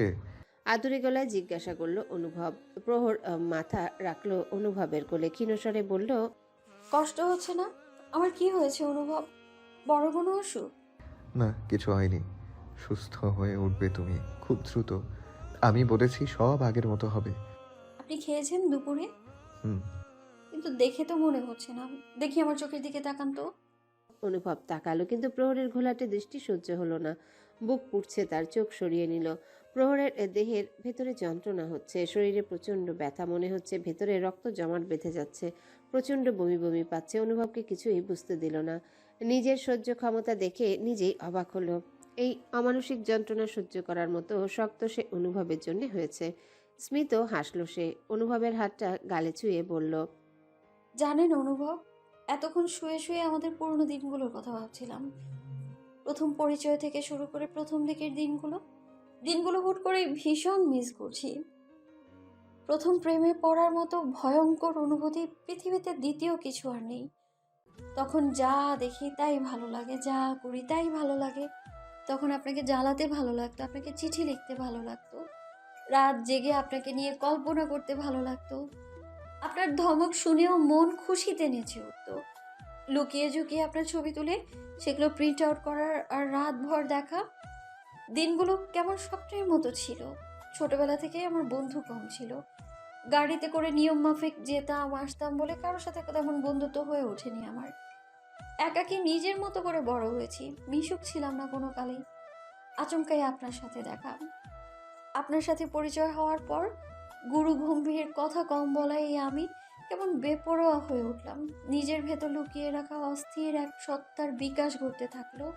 আমি প্রাণ খুলে হাসতে শিখলাম, বেঁচে থাকার আলাদা কারণ খুঁজে পেলাম। আপনার সাথে পরিচয় হওয়ার পর কাটানো প্রতিটা মুহূর্ত আমার কাছে স্বপ্নের মতো। এই যে আপনি আমার এত কাছে, এই মুহূর্তগুলো স্বপ্ন তুলল। আপনাকে অসংখ্য ধন্যবাদ আমার স্বপ্নকে এত আশকারা দেওয়ার জন্য, আমার বেঁচে থাকার কারণ হওয়ার জন্য, আমাকে ভালোবেসে আগলে রাখার জন্য। আমার প্রহরের মুখে হাত রেখে থামিয়ে দিল অনুভব। কথা জড়িয়ে যাচ্ছে মেয়েটার, শ্বাস দ্রুততর হচ্ছে। সে নরম গলায় বলল, এসব বলে না, ঘুমিয়ে পড়ো। আপনাকে আমার মতো করে কেউ কোনোদিনও ভালোবাসতে পারেনি অনুভব, আর ভবিষ্যতেও পারবে না। বলেই হাসলো প্রহর। অনুভবের গলা ধরে আসছে, না বলা অনেক কিছু দলাপাকি গলার কাছে জড়ো হয়ে আছে। সে কিছুই বলতে সক্ষম হলো না, শুধু প্রহরকে নিজের সাথে জড়িয়ে বলল, আমি তোমায় ভীষণ ভালোবাসি প্রহর, ভীষণ ভালোবাসি। তোমায় নিয়ে কল্পনা করা তোমার সমুদ্রের যত ফোঁটা জল তার দ্বিগুণ পরিমাণ। নিস্তব্ধ সকাল। আস্তে ধীরে দু চারটা শহুরে পাখির আনাগোনা শুরু হচ্ছে। ভোরের আলো ফুটি ফুটি করছে। হাসপাতালের জানালার ওপাশে ব্যস্ততম একটা দিন শুরুর প্রস্তুতি চলছে। মধুর একটা স্বপ্নে অনুভব নড়ে উঠল। কখন যে চোখ দুটো ভার হয়ে এসেছিল টের পায়নি। নড়ে চড়ে প্রহরের দিকে তাকালো। প্রহরের মাথাটা তার কোলে রাখা, সারা রাত এভাবেই ছিল। ডান হাতটা এখনো তার হাতের মুঠোয়। প্রহরের মাথাটা অনুভবের কোলে রাখা, সারা রাত এভাবেই ছিল। ডান হাতটা তার হাতের মুঠোয়। আচমকায় অনুভব নড়ে উঠল। অনুভূতির নিউরনে তীব্র আঘাত লাগলো। প্রহরের হাত এত শীতল কেন? এক লাফে বিছানা ছেড়ে উঠে দাঁড়ালো সে। চেঁচামেচি করে সবাইকে ডাকতে শুরু করলো। মুহূর্তে নার্স ছুটে এলো কর্তব্যরত বয়স্ক ডাক্তার। এসে অনুভবকে বের করে দিল। বাইরে নাজমুল বসেছিল। অনুভবকে টেনে নিয়ে গেল হসপিটালের শেষ মাথায়। অনুভবকে রেখে দৌড়ে কেবিনের সামনে এলো নাজমুল। কোনো ওষুধপত্র আনতে হবে কিনা তার জন্য অপেক্ষায় রইল, কিন্তু তাকে বেশিক্ষণ অপেক্ষায় থাকতে হলো না। কর্তব্যরত হিন্দু ডাক্তারবাবু বেরিয়ে এলেন মিনিট 10 পরে। কেমন ফ্যাকাশে দেখাচ্ছে তার মুখ। নাজমুল হন্তদন্ত হয়ে জিজ্ঞাসা করলো, প্রহর কেমন আছে? বাইরে থেকে কোনো মেডিসিন আনতে হবে? সেই সকল মেডিসিনের ঊর্ধ্বে চলে গেছে। পৃথিবীতে আর কোনো মেডিসিনই তাকে পূর্ব অবস্থায় ফিরিয়ে আনতে পারবে না। নাজমুল ভাবলেশীনভাবে কিছুক্ষণ চেয়ে রইল ডাক্তারের পানে, যেন বুঝতে পারেনি তিনি কি বলছেন। ডাক্তারবাবু আরও সহজ করে দিলেন তাকে। মেয়েটি আর বেঁচে নেই। মৃত্যুর সময় আনুমানিক 5টা। দ্রুত ডেড বডি নেওয়ার ব্যবস্থা করুন। নাজমুলের কিয়ৎক্ষণ সময় লাগলো অনুধাবন করতে। সত্যিটা বুঝতে পেরে বুকে নিদারুণ ব্যথা শুরু হলো। প্রহর নেই। এই অমোঘ সত্যিটা তোড় পার করে দিল মুহূর্তেই। ভোরের আলো ফুটেছে। কিচিরমিচির শব্দে 2-4টে শহুরে পাখির ডাক শোনা যাচ্ছে। হসপিটালের বাইরে ব্যস্ততম একটা দিন শুরুর তোড়জোড় চলছে। অনুভব করিডোরের এক কোণার দিকে বসেছিল, দৃষ্টি নত করে রাখা। ডাক্তারবাবু হেঁটে এগিয়ে গেলেন। হাতে ভাঁজ করে রাখা এক টুকরো কাগজ। মনটা ব্যথিত তার। শেষের দিনগুলোতে মেয়েটার সাথে দারুণ সখ্যতা গড়ে উঠেছিল। সহ্য করার অসহনীয় ক্ষমতা ছিল মেয়েটার। আহারে, তিনি কাছে যেতেই অনুভব উঠে দাঁড়ালো। কিছু জিজ্ঞাসা করার ফুরসত পেল না। ডাক্তারবাবু হাতে কাগজটা ধরিয়ে দিলেন। ইশারায় পড়তে বললেন। অনুভব কপাল কুঁচকে ফের বসে পড়ল। হাতের কাগজটা খুলে চোখের সামনে মেলে ধরল। বর সাহেব, প্রথম যেদিন আপনার অসুস্থতার কথা শাশুড়ি মায়ের মুখ থেকে শুনলাম, সেদিন আমার সাজানো গোছানো পৃথিবী উলট পালট হয়ে গেল। পরিচিত সবকিছু মুহূর্তেই অপরিচিত হয়ে উঠল। কাচের মতো ভেঙে চুরে যেতে লাগলো আমার সমস্ত স্বপ্ন, আমার আত্মবিশ্বাস, আমার মনের জোরে তখন একের পর এক কড়া আঘাত। আপনাকে নিয়ে দেখা আমার সব স্বপ্ন আচমকা মুখ থুবড়ে পড়লো। আমার তখন কি যে কষ্ট! সারা রাত বালিশে মুখ গুজে কাঁদলাম, ভীষণ রকম কাঁদলাম। মা কত বোঝালেন, কিন্তু কিছুতেই আমার কান্না থামলো না। বারবার মনে হলো, এত কষ্ট কেন আমাকেই পেতে হবে? সে আমাকে কেন বারবার চরম দুঃখের দ্বার প্রান্তে পৌঁছাতে হবে? আমি কি জীবনে এক ফোঁটা সুখানুভূতি পাবো না? 2 দিন পর আপনার জন্য ফের মনের জোর ফিরিয়ে আনলাম। আবার লড়াই করে বাঁচার স্বপ্ন দেখতে লাগলাম। সাজানো গোছানো সংসার নামক পালক ছেঁড়া পাখির যত্ন নিতে লাগলাম। তাকে একসময় সুস্থ করে আগের মতো উড়িয়ে দিলাম। সব চলছিল আগের মতো। তবুও আমার মনের ভেতর তখন একরাশ ভয়, আপনাকে হারানোর ভয়। এই পৃথিবীতে আমি সব সহ্য করতে পারবো, কিন্তু আপনাকে হারিয়ে ফেলার যে যন্ত্রণা, তা আমি সহ্য করতে পারবো না। আপনি ধরায় নেই, আমার কাছে নেই, আমার পাশে নেই। আপনাকে সাদা কাপড়ে মুড়িয়ে দূরে কোথাও রেখে আসলো। কোনোদিন আর চোখের দেখা দেখতে পেলাম না, ছুতে পারলাম না। ওই গভীর সমুদ্রে দুঃখ ঝেড়ে ফেলতে পারলাম না। এর যে কষ্টের আর কিছু আছে? দেখুন না, ভাবতেই আমার দম বন্ধ হয়ে আসছে, চোখ জ্বালা করছে, বুকের ভেতর তীব্র ব্যথা হচ্ছে আমার। পৃথিবীর সব নিয়ম আমি মানতে পারবো, শুধু আপনি নেই, আমি আছি, এই নিয়ম মানতে পারবো না। আপনি বিহীন পৃথিবী আমার নরক তুল্য। আমি শ্বাস নিতে পারবো না, এক মুহূর্তও না। জানেন, আপনার অসুস্থতার কথা শোনার পর থেকে পরম করুণাময়ের কাছে আকুল মনে 2টো জিনিস চাইছিলাম। হয় আপনি সুস্থ হয়ে উঠুন, আর না হয় আমার যেন কঠিন কোনো রোগ হয়, আমি যেন আপনাকে হারিয়ে ফেলার মতো তীব্র যন্ত্রণার মুখোমুখি না হই। পরম করুণাময় আমার প্রার্থনা শুনেছেন। দেখুন না, কেমন অকস্মাৎ আমি অসুস্থ হয়ে পড়লাম। একদম সব যেন মিরাকলের মতো। ক্যান্সার জীবাণুর একটা কোষ রাতারাতি লক্ষাধিক ছড়িয়ে গেল। কোটি কোটি নতুন কোষ আক্রান্ত হলো। এসব আপনারা আমার থেকে লুকালেও সব বুঝতে পারি আমি। শরীর ভীষণ অসুস্থ হয়ে গেছে আমার, নিঃশ্বাস নিতে পারি না আমি ঠিক মতো। ফুসফুসে কি যে যন্ত্রণা! এই যে লিখতে গিয়ে কত শত কষ্ট হচ্ছে আমার, অক্ষরগুলো এবড়ো থেবড়ো হয়ে যাচ্ছে, হাতে শক্তি পাচ্ছি না একদমই। কিন্তু আমাকে নিয়ে আপনার দুশ্চিন্তা সহ্য হয় না বলে আপনাকে আমি বুঝতে দিই না। হাসি খুশি থাকার চেষ্টা করি আমি সবসময়। অনুভব, আমি কি সত্যি সত্যি মারা যাচ্ছি? আমাকে হারানোর যন্ত্রণা আপনি সইতে পারবেন? আমার কেন জানি মনে হচ্ছে আপনি পারবেন অনুভব। আপনি কি ভীষণ কঠিন মনের। আপনার কঠিনতর খোলসে আবৃত তুলতুলে নরম ভালোবাসা আমি অনুভব করেছি বহু দেরিতে। যেই মানুষটা একটা মেয়েকে এত ভালোবাসার পর নিজেকে লুকিয়ে রাখে, তোলপাড় করা প্রিয় মানুষটার কাছে থাকার পরেও নিজেকে এতটা লুকিয়ে রাখতে পারে, নিজেকে আড়ালে রাখতে সক্ষম হয়, সে শক্ত মনে নয় তো কি? আপনার সহ্য শক্তি অনেক বেশি। আমাকে ছাড়া বাঁচতে আপনার ভীষণ কষ্ট হবে, এটা ঠিক, কিন্তু আপনি পারবেন অনুভব। আপনাকে পারতেই হবে, বাঁচতে হবে আপনাকে। আমি চাই আপনি বাঁচুন। আমার এই অযৌক্তিক আবদার রাখবেন না অনুভব। আমার একদম ধৈর্য শক্তি নেই। আমি ভীষণ বেড়াল স্বভাবের, গা ঘেঁষা স্বভাব আমার। আপনার সঙ্গ ছাড়া এই পৃথিবী আমার কাছে অক্সিজেনবিহীন। অক্সিজেন ছাড়া মানুষ কত মিনিট বাঁচতে পারে বলুন তো? 2 মিনিট নাকি 3 মিনিট? অনুভব, আপনার সাথে পরিচয় হওয়ার পর থেকে আমি ডায়েরি লিখতাম। আপনাকে পাওয়ার পর ডায়েরি লেখার প্রয়োজনীয়তাটা আর অনুভব করিনি, কিন্তু শেষ সময়ে এসে আবার ডায়েরি লেখা শুরু করেছি। আলাদা করে এই চিঠিটা কেন লিখছি আমি জানি না, কিন্তু আমার মন বড় ডাক গাইছে। মৃত্যুর আগে নাকি মানুষ অনেক কিছুই টের পায়, আলাদা এক গন্ধ অনুভূত হয়। আমারও কেমন অনুভূতি হচ্ছে, আমি মারা যাচ্ছি তা ভীষণ করে টের পাচ্ছি। আমি তীব্র রূপে টের পেলাম গতকাল ভোরে। আপনাকে বলা হয়নি সেই কথা। গতকাল ভোরবেলা ঘুম ভাঙতে দেখি শাশুড়ি মা আমার শিউরের কাছে বসে। কয়েক সেকেন্ডের জন্য মাত্র দেখলাম আমি, তারপর কোথায় যেন মিলিয়ে গেল। জানেন, ইদানিং না আমার লোভ হচ্ছে, বাঁচার লোভ। আপনার হাতে হাত রেখে আঙুলে আঙুল রেখে আঁকড়ে রাখার লোভ, আপনার পায়ে পা ফেলে বসন্ত দেখার লোভ। চলুন না অনুভব, দুজন একত্রে বাইরে গিয়ে চিকিৎসা নিয়ে আসি। যদি আরো কয়েকটা দিন একত্রে কাটাতে পারি, আপনার বুকে যদি মাথা রাখতে পারি। আচ্ছা, আপনার প্রথম চুমুর কথা মনে আছে? মনে আছে প্রথম জড়িয়ে ধরার অনুভূতি? আমার কিন্তু খুব করে মনে আছে।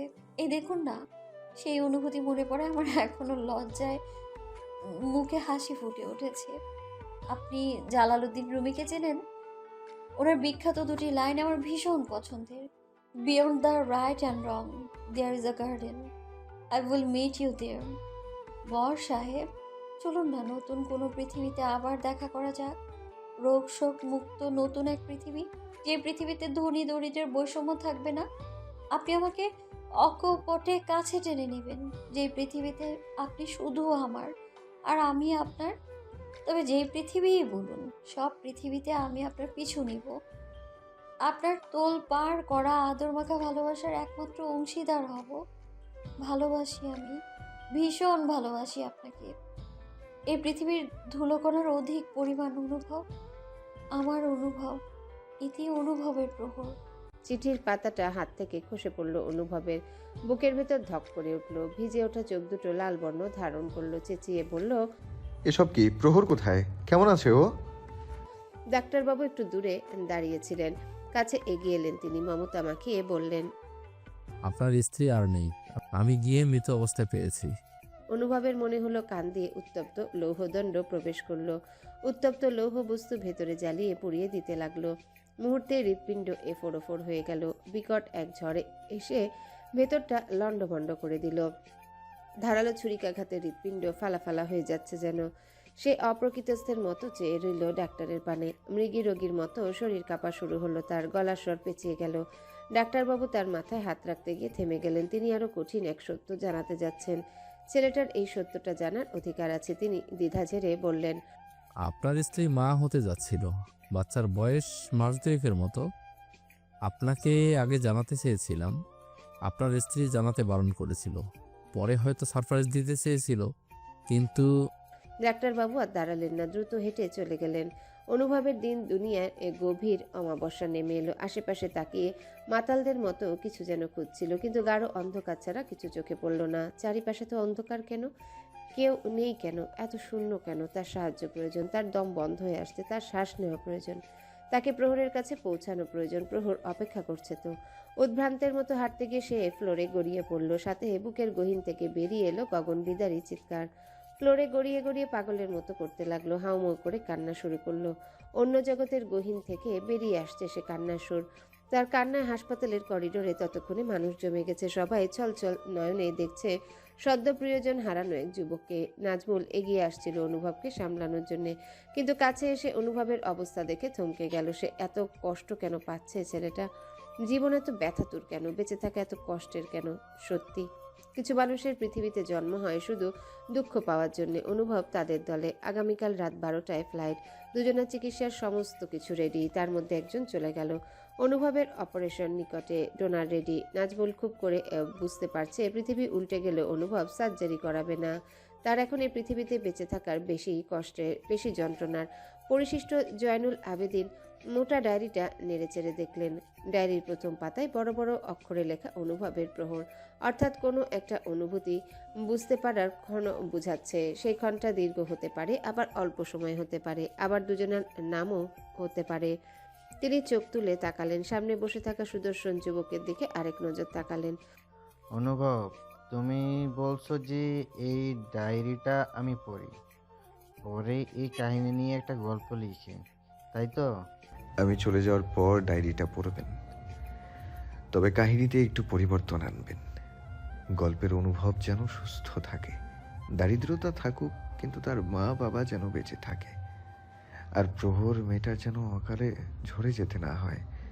সে যেন তার অদ্ভুত ভালোবাসা দিয়ে ছেলেটাকে মুড়িয়ে রাখতে পারে। তারা যেন একত্রে পার্থক্যের শহর দেখে। তার মানে তুমি সুন্দর একটা হ্যাপি এন্ডিং চাচ্ছ, কিন্তু তাহলে তো তা বাস্তবতা বিবর্জিত হয়ে যাবে। বাস্তবে প্রতিটা সত্যিকারের ভালোবাসা অনুতপ্ত, হৃদয় বিদারক পরিসমাপ্তি ঘটে। বাস্তবতা বিবর্জিত হলে হোক, কল্পনায় আমরা সবাই সুখী। অনুভব উঠে দাঁড়াল এবং প্রায় তৎক্ষণাৎ বড় বড় পা ফেলে বের হয়ে গেল। জয়নুল আবেদিন তার পথ পানে চেয়ে রইলেন। এই ছেলেটার সাথে পরিচয় তার অল্প দিনের, তাও আবার খুব অদ্ভুত উপায়ে। তার জানা মতে ছেলেটার দুটো কিডনি নষ্ট, মাঝে মধ্যে ডায়ালিসিস করে বেঁচে আছে। ছেলেটার চোখ জুড়ে কি গভীর এক দুঃখ সমুদ্র। এই দুঃখী ছেলেটাকে নিয়ে তার লিখতেই হবে। আকাশ জোড়া মেঘ, ঘন কালো মেঘ, ফুলে ফেপে একাকার অবস্থা। যখন তখন বৃষ্টি শুরু হবে। শহরের সবার মধ্যে ছুটাছুটি শুরু হয়ে গেছে। সবার ঘরে ফেরার তাগিদ। ঘরে কেউ না কেউ অপেক্ষায় আছে, যার জন্য চরম ব্যস্ত হয়ে সবাই ঘরমুখী হওয়ার চেষ্টা করছে। শুধু চেষ্টা নেই অনুভবে, সে স্থির হয়ে এসেছে। তার জন্য পৃথিবীর কোথাও কেউ অপেক্ষায় নেই, কোথাও নেই। একদিন বৃষ্টির রাতে দেরি করে বাড়ি ফিরেছিল বলে প্রহরের সে কি রাগ। এখন রাতে না ফিরলেও অপেক্ষা করার মতো কেউ নেই। কেউ নেই শার্টের কলার চেপে শাসন করার। জীবন নামক উপহারটা এত দুঃখ আর হাহাকারে মোড়ানো কেন? পকেটের ফোন বাজছে। অনুভব ভাবলেশীন ভাবে কানে ধরল। হ্যালো অনুভব, আমি প্রহরের মা বলছিলাম। ও, আসসালামু আলাইকুম। বলছিলাম আজ সন্ধ্যার পর একটু আমাদের এখানে আসতে পারবে? আজ একটু ভালো মন্দ রান্না করব। অনুভব তেমন আগ্রহ পেল না। তার এখন লোকসমাজ ভালো লাগে না, দু চারজনের সমাবেশ ভালো লাগে না, কারো সান্নিধ্যে আসার ইচ্ছে হয় না। সে না বলার জন্য মনস্থির করতেই ওপাশ থেকে ভেসে এলো। প্রহর নেই 3 মাস হয়ে গেল। আজ প্রহরের জন্মদিন বাবা। প্রতি বছর মেয়ে আমার কত উৎসুক থাকতো এই দিনটি নিয়ে। তুমি যদি আসতে বাবা, আমার মেয়েটা। ঝমঝম করে তীব্র বেগে বৃষ্টি শুরু হলো। অনুভব ব্রিজের একপাশে দাঁড়িয়ে পড়ল। বৃষ্টির বেগ ভীষণ বেশি, গায়ে কাটার মতো বিচ্ছে। অনুভবের ভেতর কোনো প্রকার প্রতিক্রিয়া নেই। সে সমস্ত শারীরিক ব্যথা বেদনার ঊর্ধ্বে চলে গেছে, কল কেটে গেছে অনেক আগে। কানে ফোন এখনো ধরে রাখা। সে ফোনটা পকেটে রেখে রাস্তায় বসে পড়ল। বাঁ পাশের কিডনিতে চিনচিনে ব্যথা হচ্ছে, বুকের যন্ত্রণা বেড়ে চলেছে, সেই সাথে বেড়ে চলেছে বৃষ্টির বেগ। আস্তে আস্তে তুমুল বর্ষণরত সেই জলের সাথে মিশে যেতে থাকলো অনুভবে নিখাত ভালোবাসার জল। 1 ফোঁটা, 2 ফোঁটা, 3 ফোঁটা। একসময় 2 হাতে মুখ ঢেকে হু হু করে কেঁদে উঠল সে। কাছে কোথাও বজ্রপাত হলো, একটু দূরে ছিটকে পড়ল আধমরা এক পাখি।